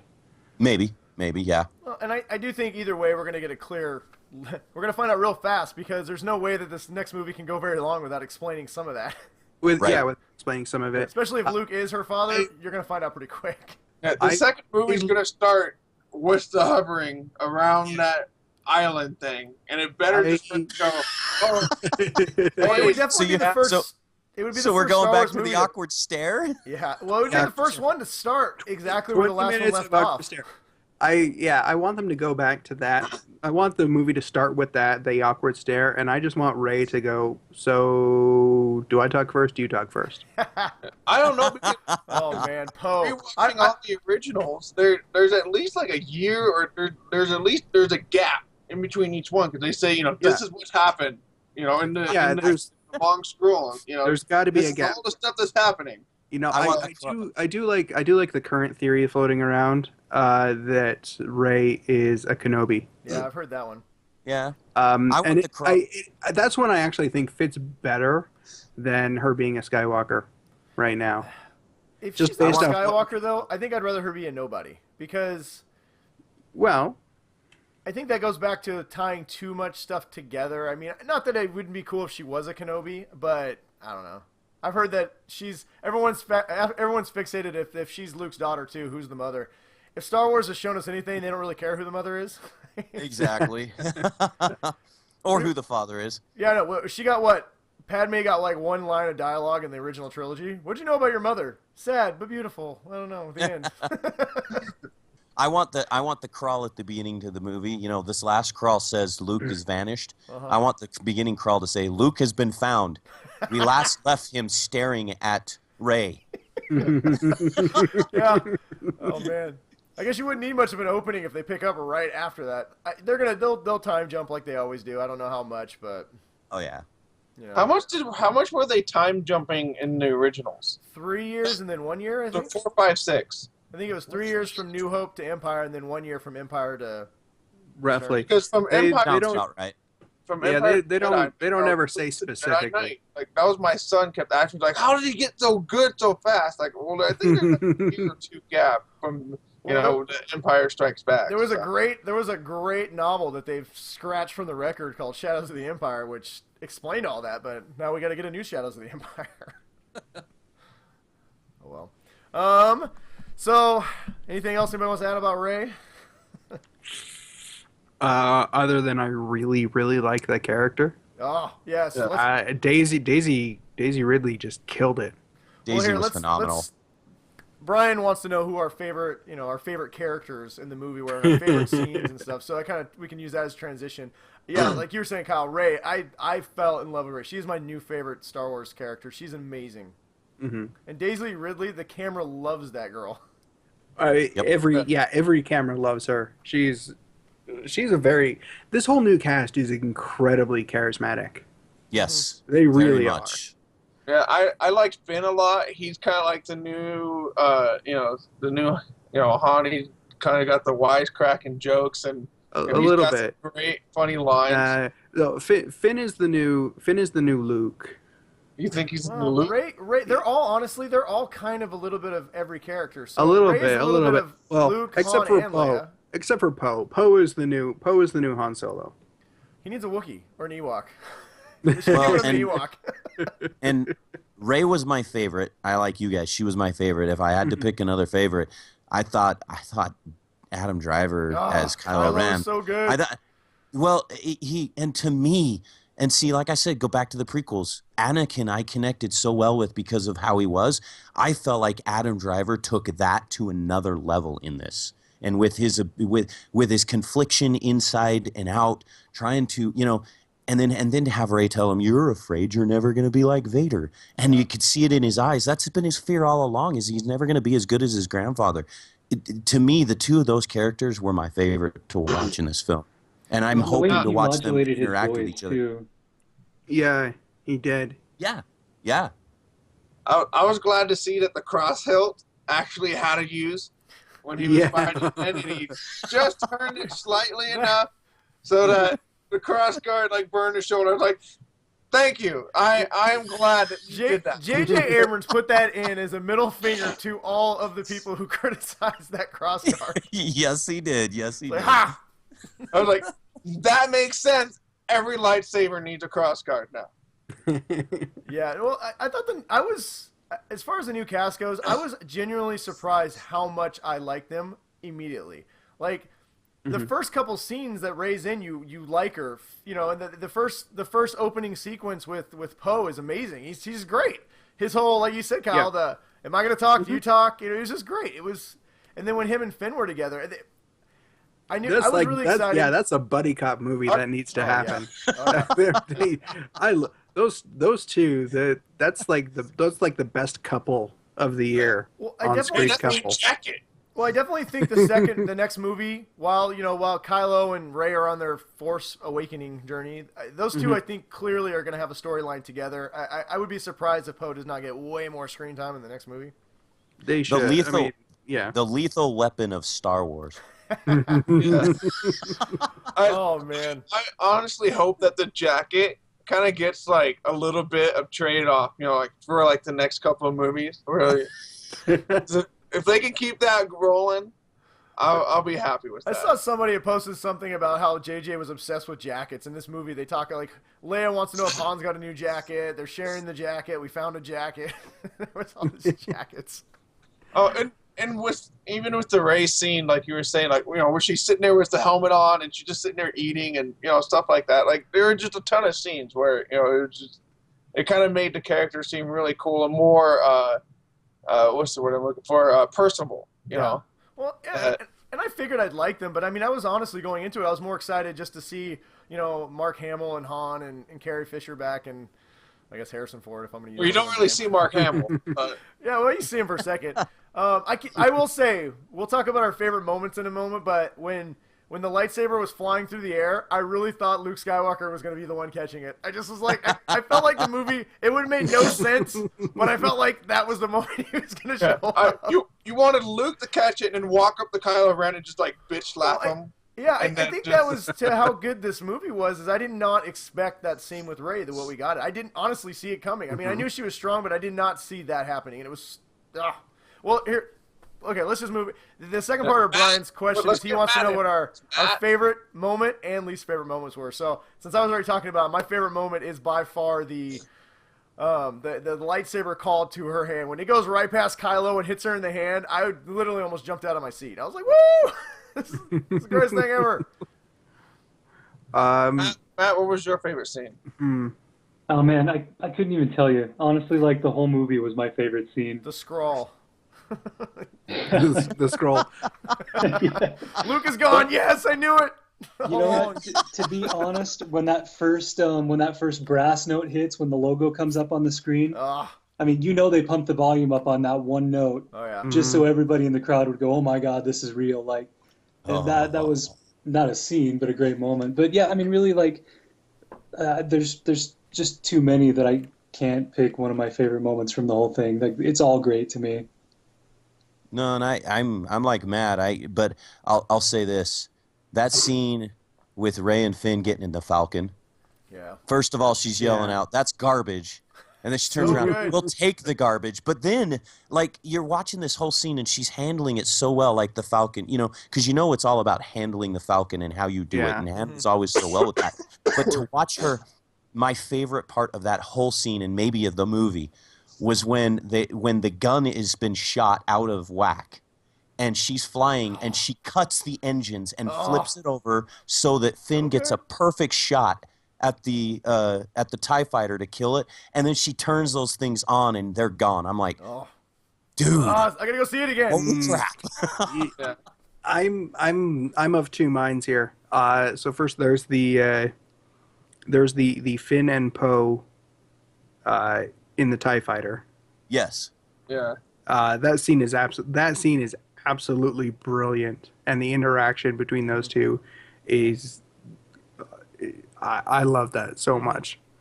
But then you have the interactions between Rey and Han Solo when they first meet in the Falcon. Yes. And they're two finishing each other's sentences. Those two scenes are so great, but for very different reasons. I can't pick. Those two are my favorite scenes. I love that. I say the Rey and Han Solo scenes in the cockpit where she's finishing sentences and clicking the buttons that he was like just about to click, but she's like one step ahead of him, even though it's his Millennium Falcon. She's just one step ahead of him, and just figuring out stuff and all that. And those are my favorite parts because it just shows, it's like we said, a lot of these characters are kind of mixed up of everybody, are kind of like little slices of, different, everyone put together. So just to kind of see her just kind of one-upping him just a little bit, in his own ship. So I now, bypassed the compressor. yeah.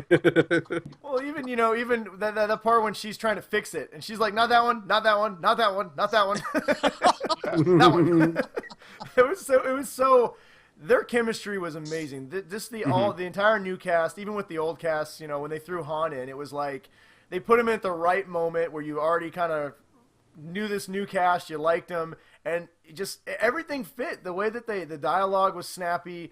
It was all believable for the most part. It flowed. You never were taken out. It was just, I don't know. It was so good. And when they were so great.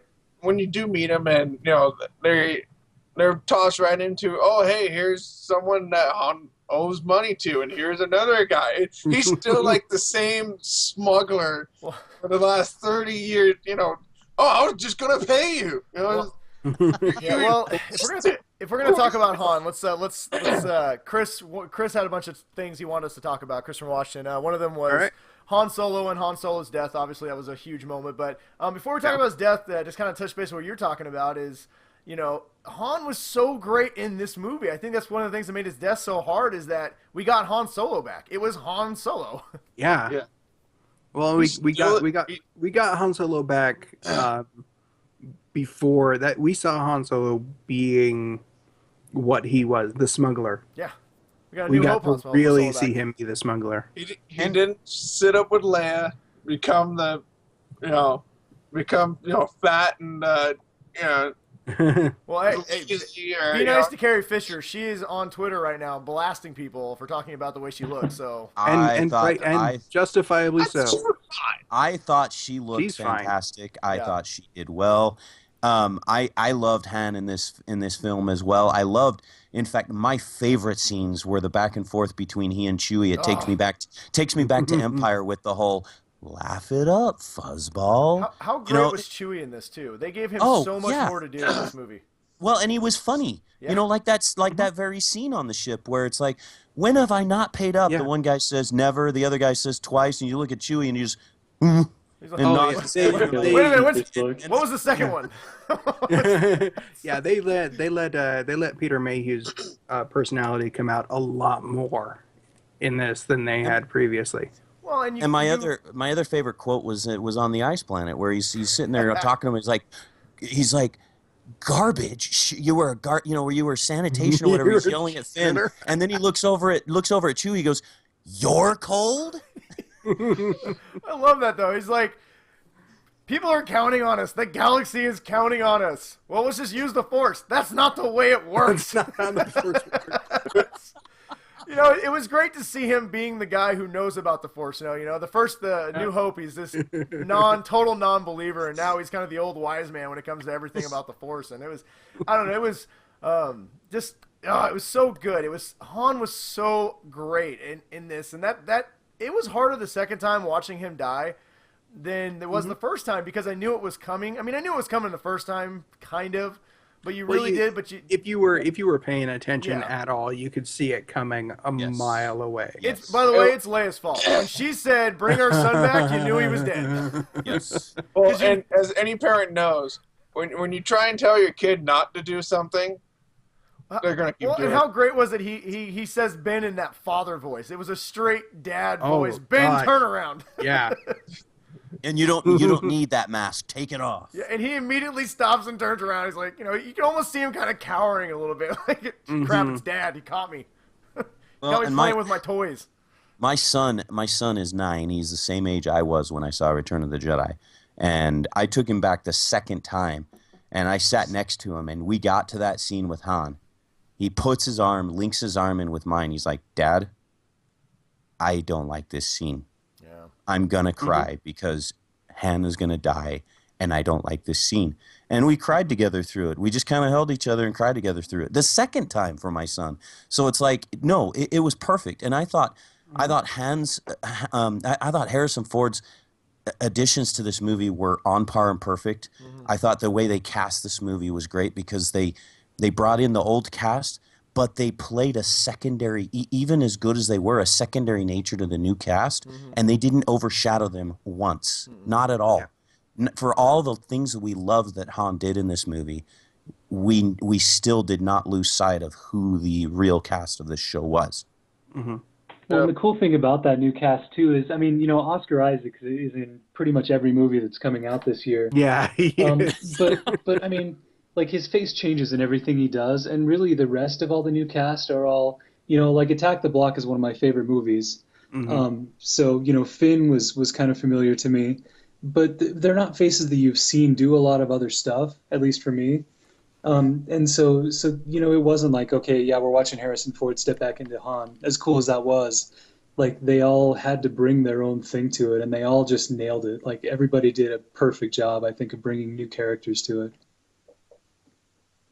As sad as it's going to be to not have any more, Han Solo for the durations, I think it is kind of a good thing in a way.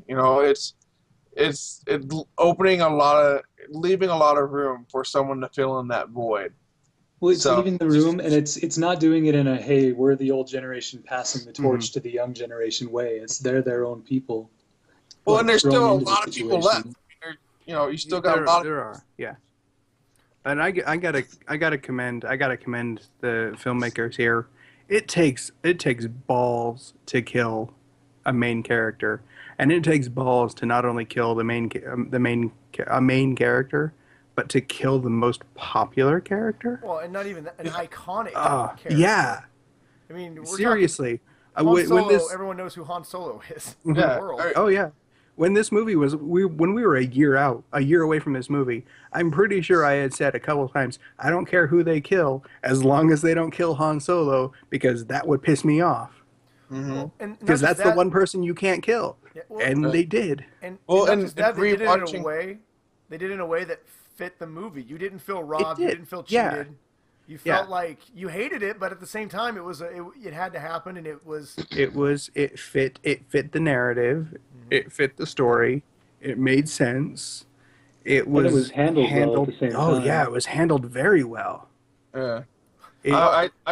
Except for real quick. Except for one of Chris's complaints was that the fact that Chewie and Leia did not even look at each other after Han died.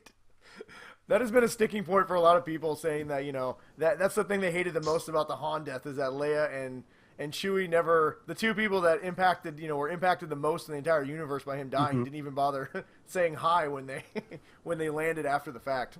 And it wasn't until I saw it for the fourth time that I really paid attention to that. Yeah. But it's very true. I mean, you see them get to the Bat Planet. He's carrying Finn and concerned about Finn's welfare. And then he keeps on going right past Leia, and we see Rey embrace Leia. So we did not see Leia and Chewie embrace in that instance, which surprised me a little bit.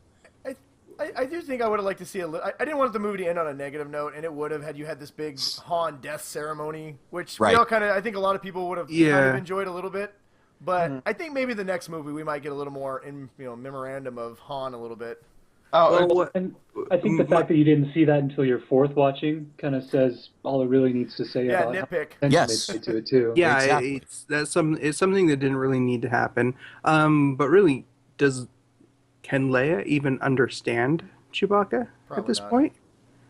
Really, as far as we know, it's the droids and Rey that can understand Chewbacca.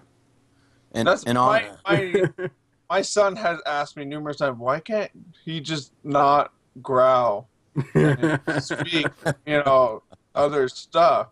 But I mean, it's on the Han stuff, but that's going to be the hardest part, I know, for my 8-year-old, because when he watches stuff, he gets very emotionally, into it. And during watching 4, 5, and 6, all the scenes where he's laughing is Han Solo scenes, and all like his lines and stuff like that. So I just know my son's going to be like tears streaming down his face when. Or even not as a parent when he sticks his hand on his face, and was like gives him the it's okay. It's like Well, and I'll say in the end, I wasn't necessarily entirely surprised with the way they handled the reaction of others to his death in the end, because, looking at it, I'm thinking, you know what? Han and Leia have been at a difference with each other for a few years, and they even mentioned it early on in the movie where they both went back to what they love. So they almost set up that moment to where there was very little attachment. I mean, she was affected by his death, no doubt. She felt it across the galaxy. But the you know, you could tell him going back to being a smuggler, her being a general, it didn't really resonate entirely with her because they hadn't been together for a long time. They just barely got back and saw each other again. The person that seems the most disturbed right now by the death of Han, aside from the way Chewie handled it, was, I thought, Rey. And to see, I mean, look at her in the woods when she's sitting over Finn. She took death very seriously, or harm very seriously when it came to her friends in this film. Quite a bit. Yeah. Well, let's talk about that reaction by Chewie. How great was that? When Han dies, Chewie just loses his mind. It was so good. You don't piss a Wookiee off. You just don't. I was listening to Kevin Smith, Fat Man on Batman, and he was talking about how he wants the next movie to just be a Death Wish type movie with Chewie hunting down everybody. Yes. I would watch that. It ends with him ripping off Kylo Ren's arms and beating him with it. Oh man. Well, is there anything else we want to talk about the death? I do think another thing that I think this death is going to have a major impact in Kylo over the next two movies too. I do not think this is just going to be a Han died, let's move on. I mean, clearly he thought it would make him stronger. It didn't. He still couldn't defeat Rey, even with, you know, that part of his life now gone. But he still got his mom to kill. So. Well, and I even look back to some key elements in this film where he looks at Rey when he's in her mind and he says to her, "You're hoping Han would be the father that you never had," and he's like, "You'll be disappointed." He obviously had some disappointment about his father early on. However, in the most intimate of moments there with his father, right before his death, you could tell he did not want to do what he knew he had to do.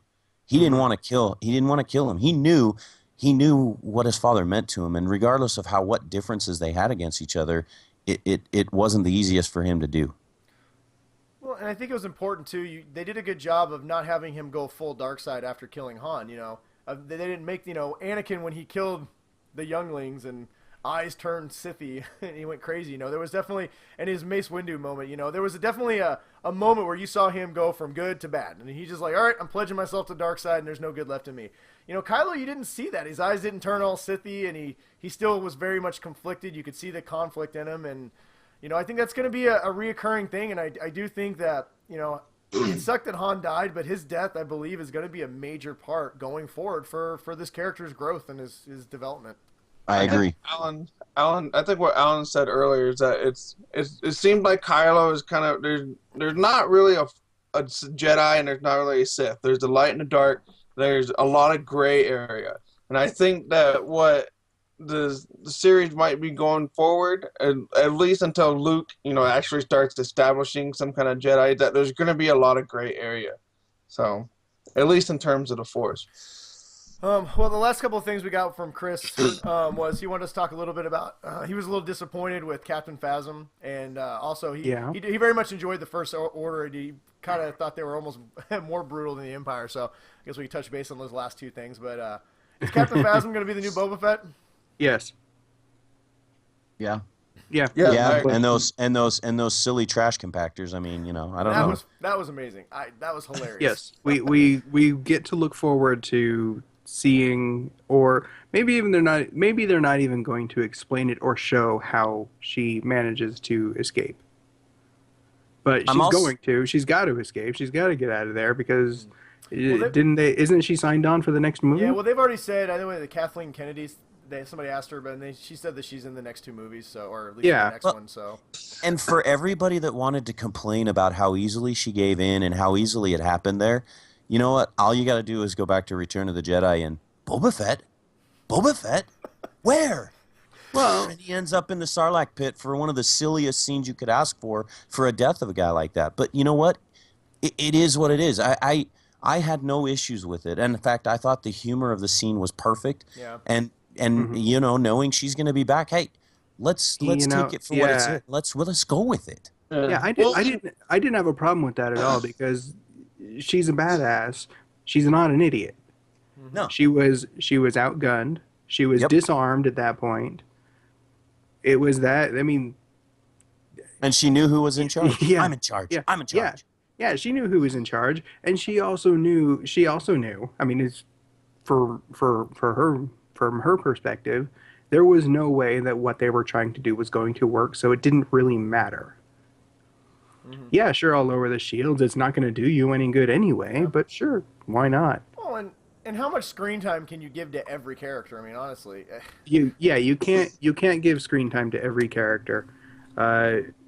They established her, and that's what they needed to do. This was an establishing movie, really. Yeah, she's gonna have her part, and it's gonna be, she's gonna serve a purpose, and it's not gonna be, some giant overarching purpose, but she's gonna have the purpose, that character will serve through the movies, and that purpose now is going to be seriously pissed off at Finn. Yeah. Well, and we talked a little bit earlier about the fact that we think Finn and Poe will probably kind of have a little side story in the next movie. Good chance that maybe she's trying to hunt those two down. They have their own little, Mm-hmm. I do hope they pick up episode 8 with her sitting in the trash compactor trying to figure out how to get out. They need a deleted scene of that. They really do. But no, I actually look forward. I look forward to a battle between her and Finn as well. I think there's going to be some hand-to-hand combat between her and Finn, and I'm looking forward to that more than anything. That's what I like about this First Order and the Stormtroopers is these guys, you can tell, have been trained from birth for hand-to-hand combat, something we've never seen from any Stormtrooper before, and I kind of like that. I like that a lot. Now the new Stormtroopers, because Finn said he was stolen. Right, he's not a clone. Yeah, no, they're not clones. They're raised. They're clones, but without having to go through the actual expense of cloning people. You just they're steal cannon them. fodder, stolen children that they're raised to be stormtroopers. Yeah. Yep, and you went from clones to a bunch of people who joined the academy to be stormtroopers, to now they've said, you know what, we're not going to go with academies. We're going to go with guys that we're going to steal at an early age, and we're going to inbred them from the beginning. Yeah. Well, and I think they did a good job, too, of touching base on this is what happens when you have people who are forced into servitude. They don't always want to do what you want them to do. And I thought having Finn, I thought it was a great opening. I thought it was a great way to open the story of having a stormtrooper decide to defect. Got and blood on his helmet. Yeah, that was a powerful scene. Stormtrooper to ruin his pristine helmet. By the way, I read. Oh, sorry. Go ahead, Kyle. Well, I was just gonna say, because I'm trying to go back, and I've watched the original movies a couple times now, over the past couple weeks. I don't remember in any of the other 6 movies actually seeing blood. No, I don't think there was. Is it the re-release of the Wampa, when they cut off the Wampa arm, there was some blood on the well, floor. okay. And when Obi-Wan did slice Maul in half, you did see some blood spurt a little bit. Yeah, a little bit. Yeah, there was that. Well, this was a much more all of that was kind of cartoony. It was, after the fact. That was different. It was definitely more visceral. Is there some kind of symbolism it's the first in time that? you see a stormtrooper as know. a human being too. Yeah, that's true. Yeah. Well, and I thought they did a good job in that aspect. Is when you all of a sudden turn a stormtrooper into an actual person instead of just being basically mindless robots that you didn't care if got killed. I thought they did a good job of showing the stormtroopers were kind of assholes. So you didn't like them, Now that you knew they were people, but you still knew they were kind of jerks, you didn't feel that bad when they were getting shot or blown up on another Death Star. But I thought they did a good job of humanizing them to an extent. They made them people, made them real people. Well, and I read something somebody posted on my timeline on Facebook last night, and those of you who are friends with me, you can go check it out. But a friend posted one of my thoughts on it, and I went out, and it's something that was posted on Yahoo. About the relationship that Finn had with some of the stormtroopers. Oh, I read that. And they talked about that there was 3 of them that they had names for that were he didn't have a name, but the other 2 did. One of them is assumed to be the one that called him out at Maz's castle and fought him, where he's calls him traitor, because they recognize him, and it was very interesting to see that kind of kind of compelling story jump out a little bit at you in that moment where these guys know who he is, and they're willing to battle him, and they're willing to go into combat against him because they feel like he traded against him and walked away from him. Yeah, and they, like I said, they had personalities, and I actually really enjoyed too that they actually got their own moment that was funny when Kylo was, you know, trashing the room and the two stormtroopers stop, look at each other, and then kind of take off. You know, I mean, we didn't get much. The stormtroopers were set pieces in the original trilogies, man. I mean, Yeah, they were. they were just cannon fodder. They were there to get shot and really do nothing else. At least in this one, they had their own little bit of a voice and a personality, and like I said, some comedy moments. I mean, you could kind of both see those two guys are like, oh, he's doing it again. Let's get out of here. Carlos just smashing another console, guys. Let's go make sure we got the replacement parts ready. We didn't even really talk about Kylo. I mean, we've kind of talked about them all. Does anybody have anything they want to add about Adam Driver or Kylo? Not really. No. No. Not that everything that we've said. I mean, I want to know where he got his hairstylist, because he had Hayden Christensen the exact same haircut. Yes, yes. I'm glad I'm not the only one that's noticing that. Oh, well, he got the same scar at the end. He has the same exact haircut. He's trying very much to be like his grandfather, and he found, you know, like when you find your grandpa's 1950, you know, where he's wearing like got the hair all slicked back and wearing jeans and the leather jacket. You're like, man, my grandpa looked really cool back then.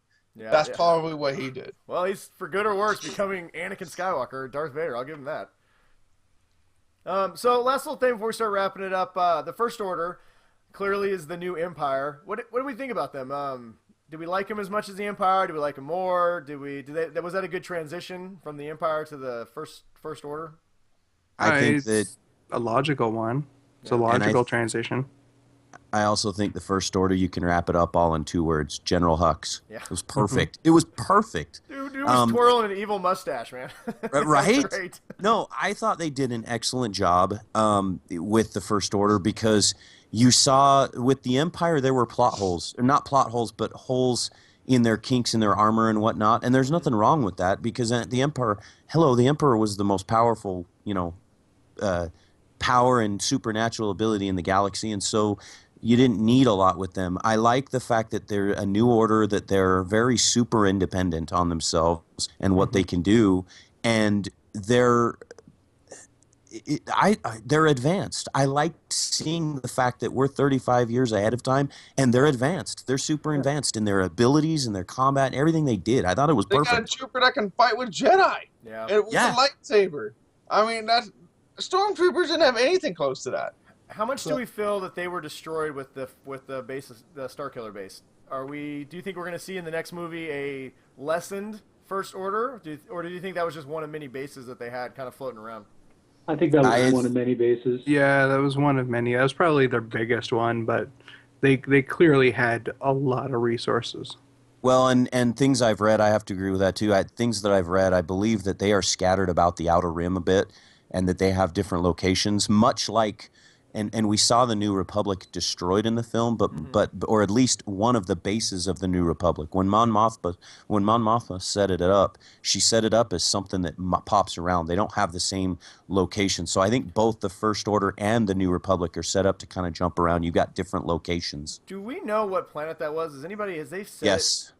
They have, but I can't remember. It started with an H. I forget the name. Started with an H. It's not one of the ones that we're already aware of. It's kind of a new place. Yes. Okay. That was probably my. Well, we'll talk about it in a second. First Order. I will say the First Order. The one thing that bugged me, I hated it. I hate their new logo. I love the old Imperial logo so much better. That new open mouth thing, I didn't get that. So if we're gonna nitpick, that was my nitpick. The Rebels kept the same old. Well, the Resistance kept the same old Rebel emblem, and now the First Order has an open, toothy mouth. Because the Resistance has nothing. Yeah, looks like a Minoc mouth.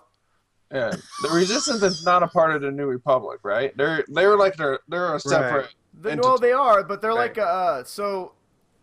I got I bought the novelization of the movie, and in the first they sent me the first couple chapters digitally until I got the book. I think I get it this week, but even in the beginning, it opens with Leia talking about the New Republic, and so kind of getting into this last thing I want to talk about before we wrap it up. Things that maybe not so much that we didn't like, but wish they would have done a little bit better. For me, it was they didn't do a very good job of really explaining the New Republic and I mean, the First Order, you knew all you needed to know, but the fact that there's so many questions, I'm like, was this their only base? You know, where do they? There wasn't a lot of given about either one of those two, and when they blew up the planet, when they fired and blew up the 5 planets, you're like, oh, that sucks, but then you're like, I don't know who that was. I don't know who just died.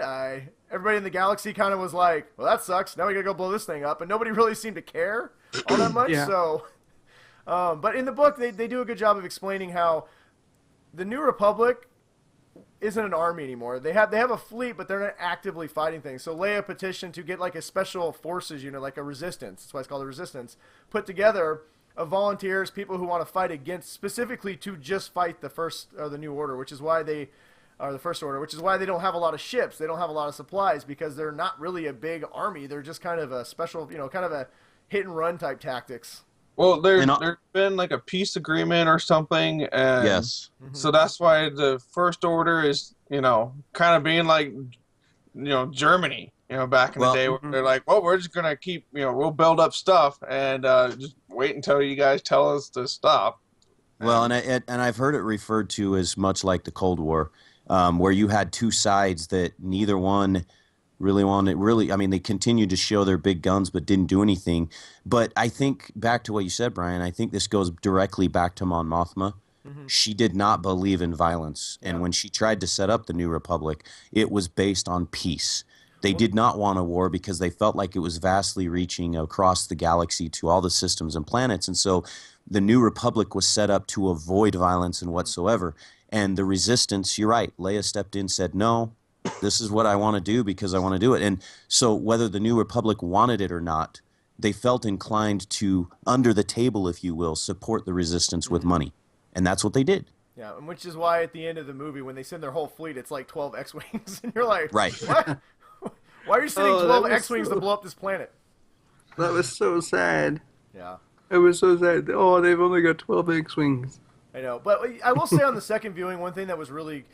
Some of the criticisms, not even criticisms, but things I didn't like as much the first time I watched it were actually answered in the second time I watched it, because you aren't so emotional, so you have a good...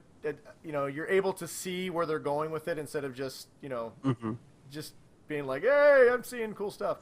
But one of the things that I saw that was pretty cool, when the planet got exploded, you could actually, if you look closely, you see the entire New Republic fleet in orbit, and it's pretty massive. I mean, you could see why the First Order hasn't made a move yet, because the New Republic has a big military. I mean, they had a big fleet of ships. There's a lot of Star Destroyers and all that stuff. So it gave it a little more impact. But how about you guys? Was there anything in this movie that you guys kind of didn't maybe like as much, or you hope maybe they expand on in the next movies, or? Story-wise, I don't have a whole lot of complaint.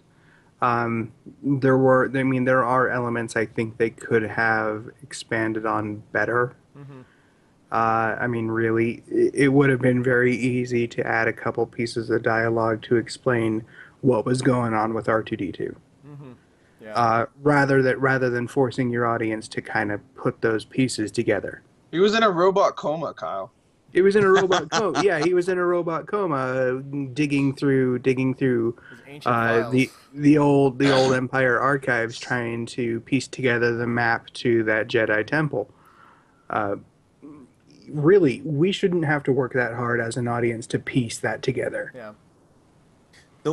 So I mean, things like that, and those are things that are typical of J.J. Abrams' storytelling style, where he takes these elements and he doesn't expand on them, they just kind of happen.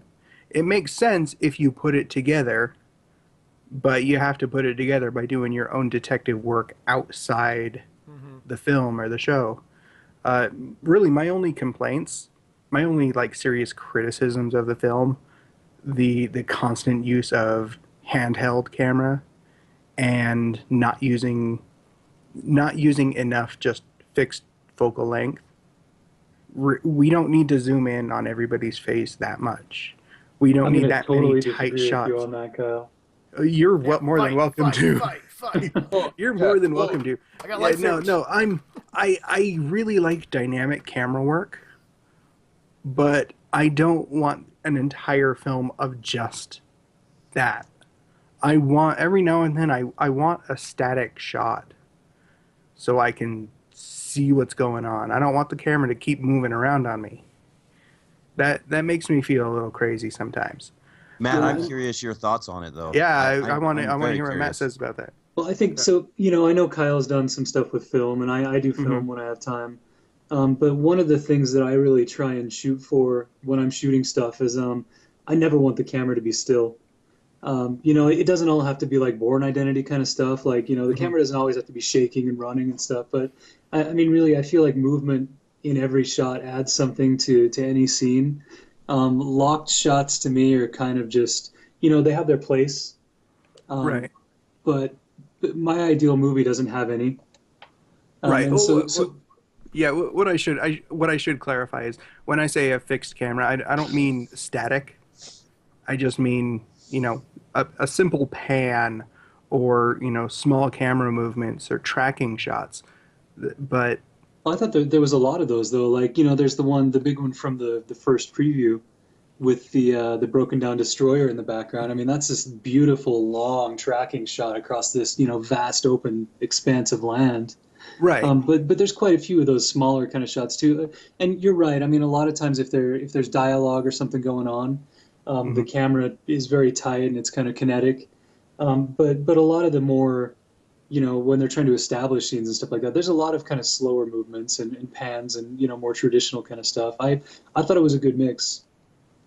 But I prefer that style of filming. Yeah, and that's a lot of that is personal preference. No, it's a 100% personal preference.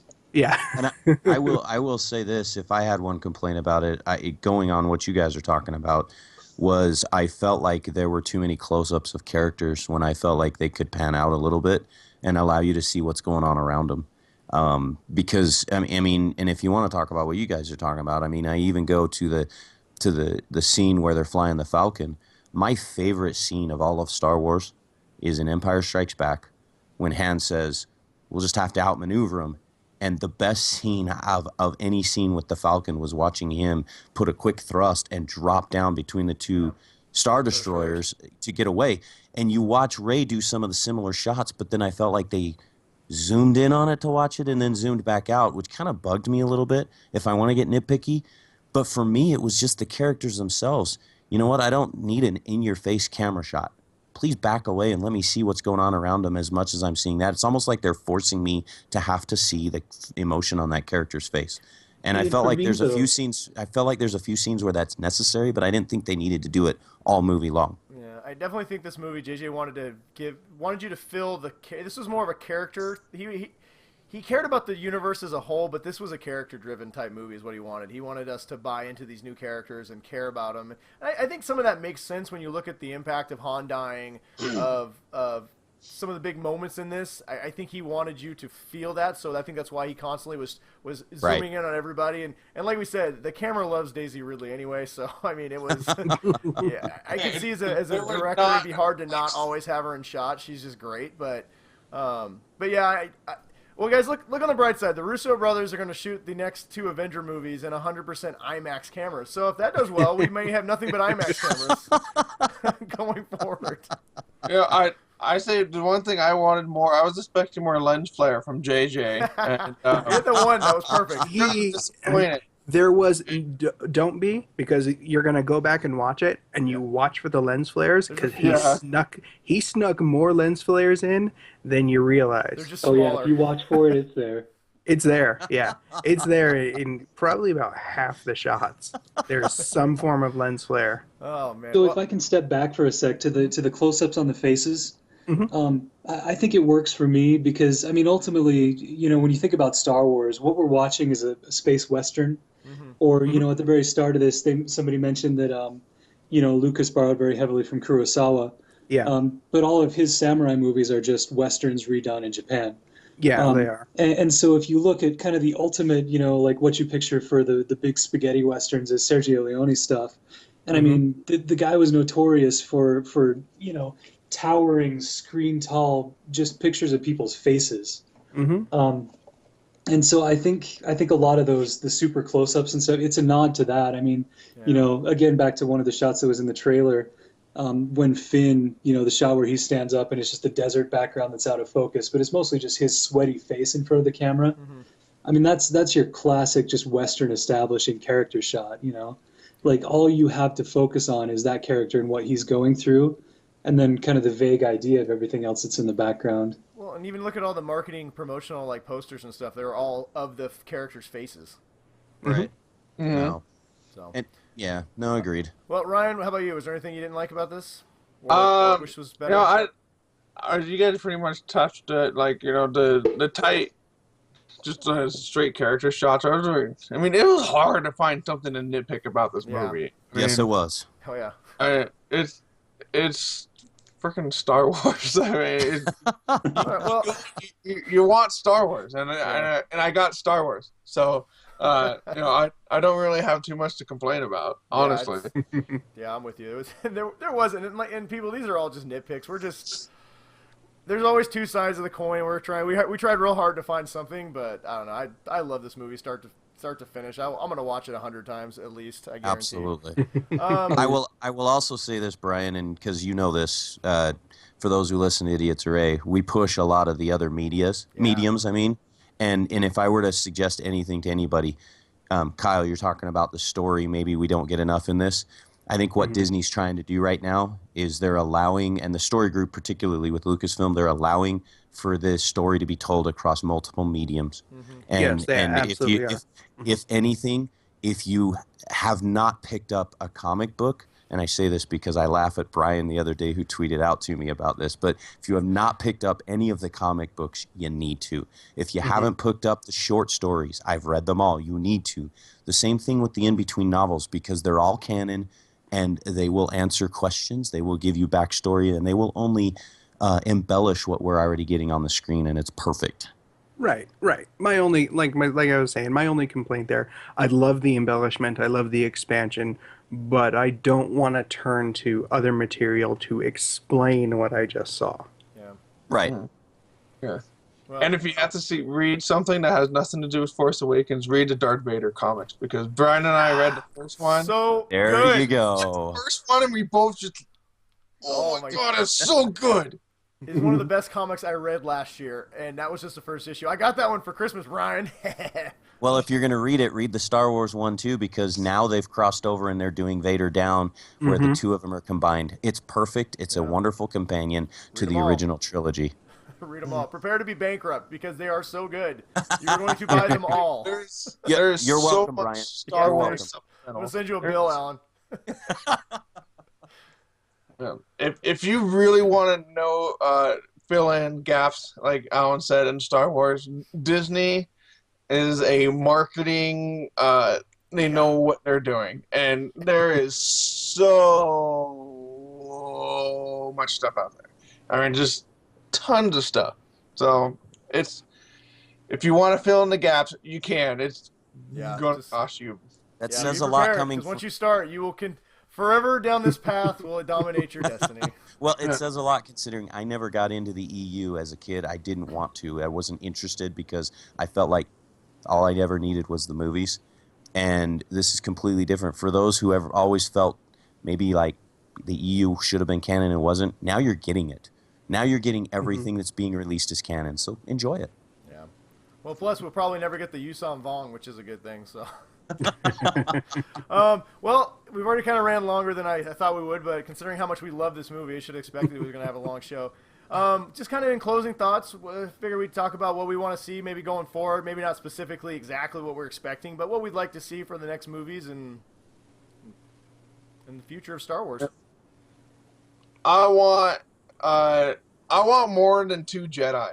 I want them to start kind of bring, like with episode 1, where maybe by episode 8 or something like that, Luke's got 30 people, and maybe Rey is the second in command or something like that. But I want like a Jedi squad again, and it's not just There's this old Yoda sitting on Dagobah system by himself, being a crazy old Yoda.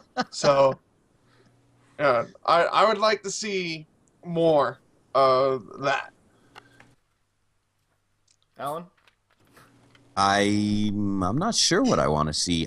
To be honest, I'm at for the first time in my Star Wars fandom. I have no idea what's ahead, and I love it. Yeah. I love it completely. Matt, what do you think? I'm with Alan. Like, I have no idea what to expect, except that, with the next movie, the director is, he's one of my favorites. Brick is one of my favorite movies of all time. And it's absolutely nothing like Star Wars. I haven't seen Brick yet. I've So seen Looper. Yeah, Looper's great too. But again, it's sci-fi, but it's very, down to earth kind of people oriented story.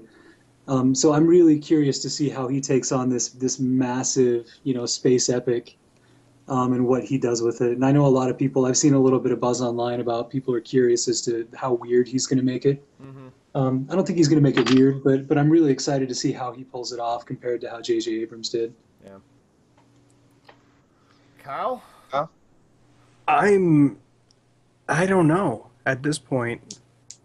I'm really looking forward to just the completion of this story arc that they've started. They've left a lot of doors open, and it can go a lot of different directions. I'm fairly hesitant to genuinely speculate on where they're going. I really, I'll be happy if I just get more, Rey, Finn, and Poe with BB-8. Yeah, I'll be happy. We didn't talk about I'll be BB-8. happy with those guys. No, we didn't. BB-8's awesome. Yeah, we don't really need to talk about BB-8. BB-8 did exactly what he needed to do, and everybody thought he was going to be kind of derpy, and he was. Yeah, He was. Oh, man, he the was. thumbs He up was. scene though. Oh god, that was so great. And he had Yeah. the emotion that the little tiny bit of robot emotion that you wanted.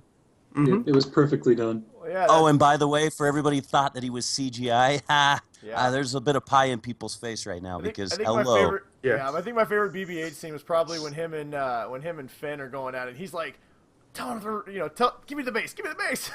And he's like, "I don't know, I don't trust you." That was pretty funny. I think BB-8 flipping off was pretty good. So I have to say, I think the only thing I really, really want to see going forward is give us just one absolutely badass Luke Skywalker moment. We always There you teased go. it in the original movies, and we never really got to see him do anything epically cool, where you're just like, wow, that dude's awesome. I want to see it. I don't care if it's in this movie or maybe him fighting Snoke in the third movie. I don't really give a crap. I just want to see one Luke Skywalker moment that makes all the hairs on my arm stand straight up in the air. You're And gonna I be have to really physically sad when he has jump a out heart and go, attack at the yeah, start of the next. woo! He's gonna reach. He's gonna just pull down Star Destroyers with just pull down a whole Star Destroyer. Yeah, there you go. I want a Star Killer from the video game moment where he just pulls an Imperial Star Destroyer out of the sky and crashes it. Just I want him something. to force Snoke or force choke. Gosh, talk about a tongue twister. Force choke Snoke. It should be like a T-shirt. Well, do you guys think that Disney is gonna go the route where, look at Fast and the Furious? They're gonna be making 12, Fast and the Furious Yes. movies with the There will same be episode character 92 at and some all point. that. Yeah, I mean, do you think Disney's just gonna milk it out for as long Well, as they they've already can, got- or are they gonna stop at some point? They're gonna milk it out, but I don't know that they're necessarily going to keep milking it out with these same characters. Yeah. I mean, they have these other film series planned, so they're going in different directions. They're pretty smart about this. They don't have a tendency to just keep rehashing the same characters over and over again. Well, and Another Disney's reason pretty why. notorious for the decade release kind of thing. They'll pull a movie out of print, or they used to anyway.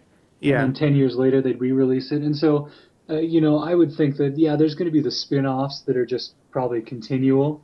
But maybe 10 years after the third movie comes out, there'll be, oh, hey, we got Finn and Rey and whoever survived the originals back for the new movie kind of thing. And then they'll break all the records that these ones broke.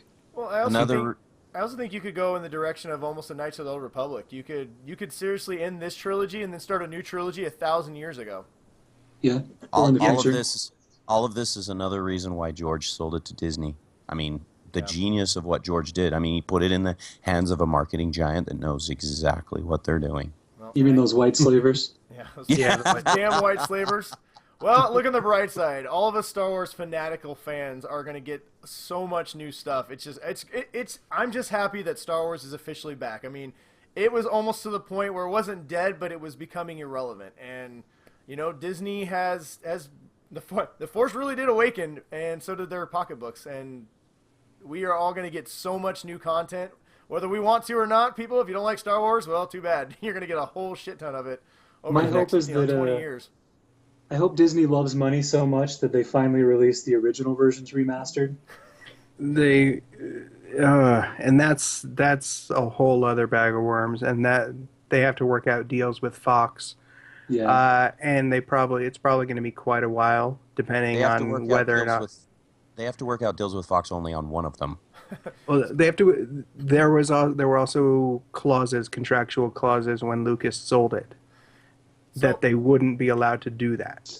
Yeah, and I've heard people say that, but I've never read it anywhere. Yeah. So I wonder about that piece. Well, yeah, Fox. That is possible. It is possible that is also just a rumor. But I also wouldn't be surprised if he did that.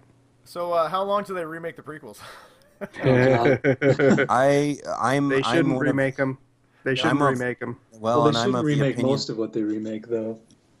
Agreed, and I'm of the opinion they shouldn't remake any of the first 6 at all. They need to leave it alone, and let's move on with new stories because they're doing just a fine job with it. Well, it's a universe. They built a universe, and the universe is massive, and there's so many stories to tell in it.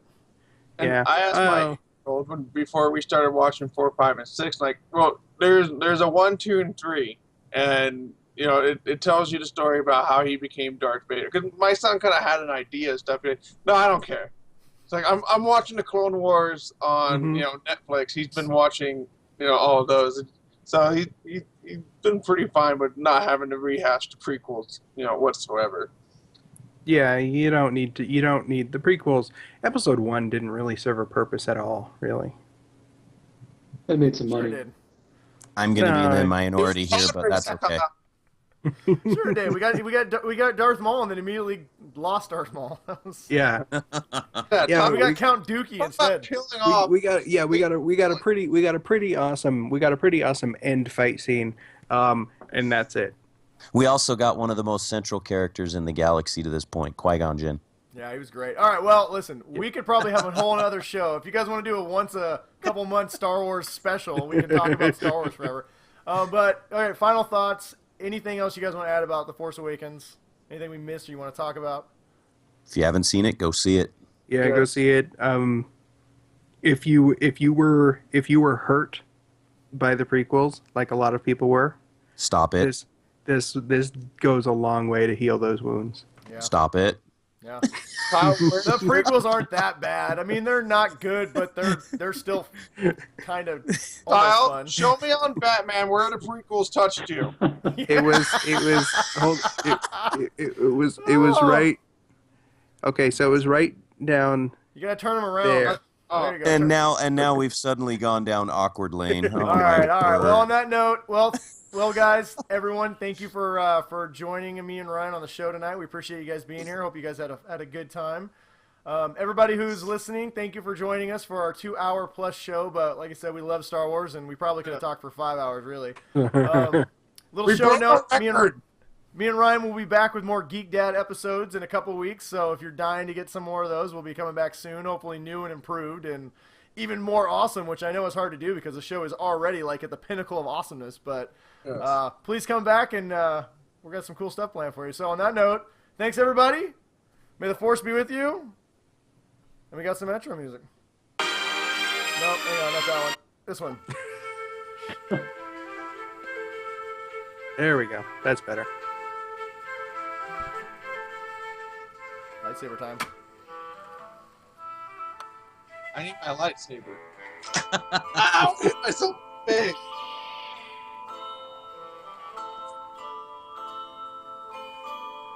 All right, enough of that slow stuff. From me and Ryan and everybody else, we say thank you for watching. May the Force be with you, and go watch Star Wars at least 10 more times, people. Yeah. Disney needs your money. No, they don't.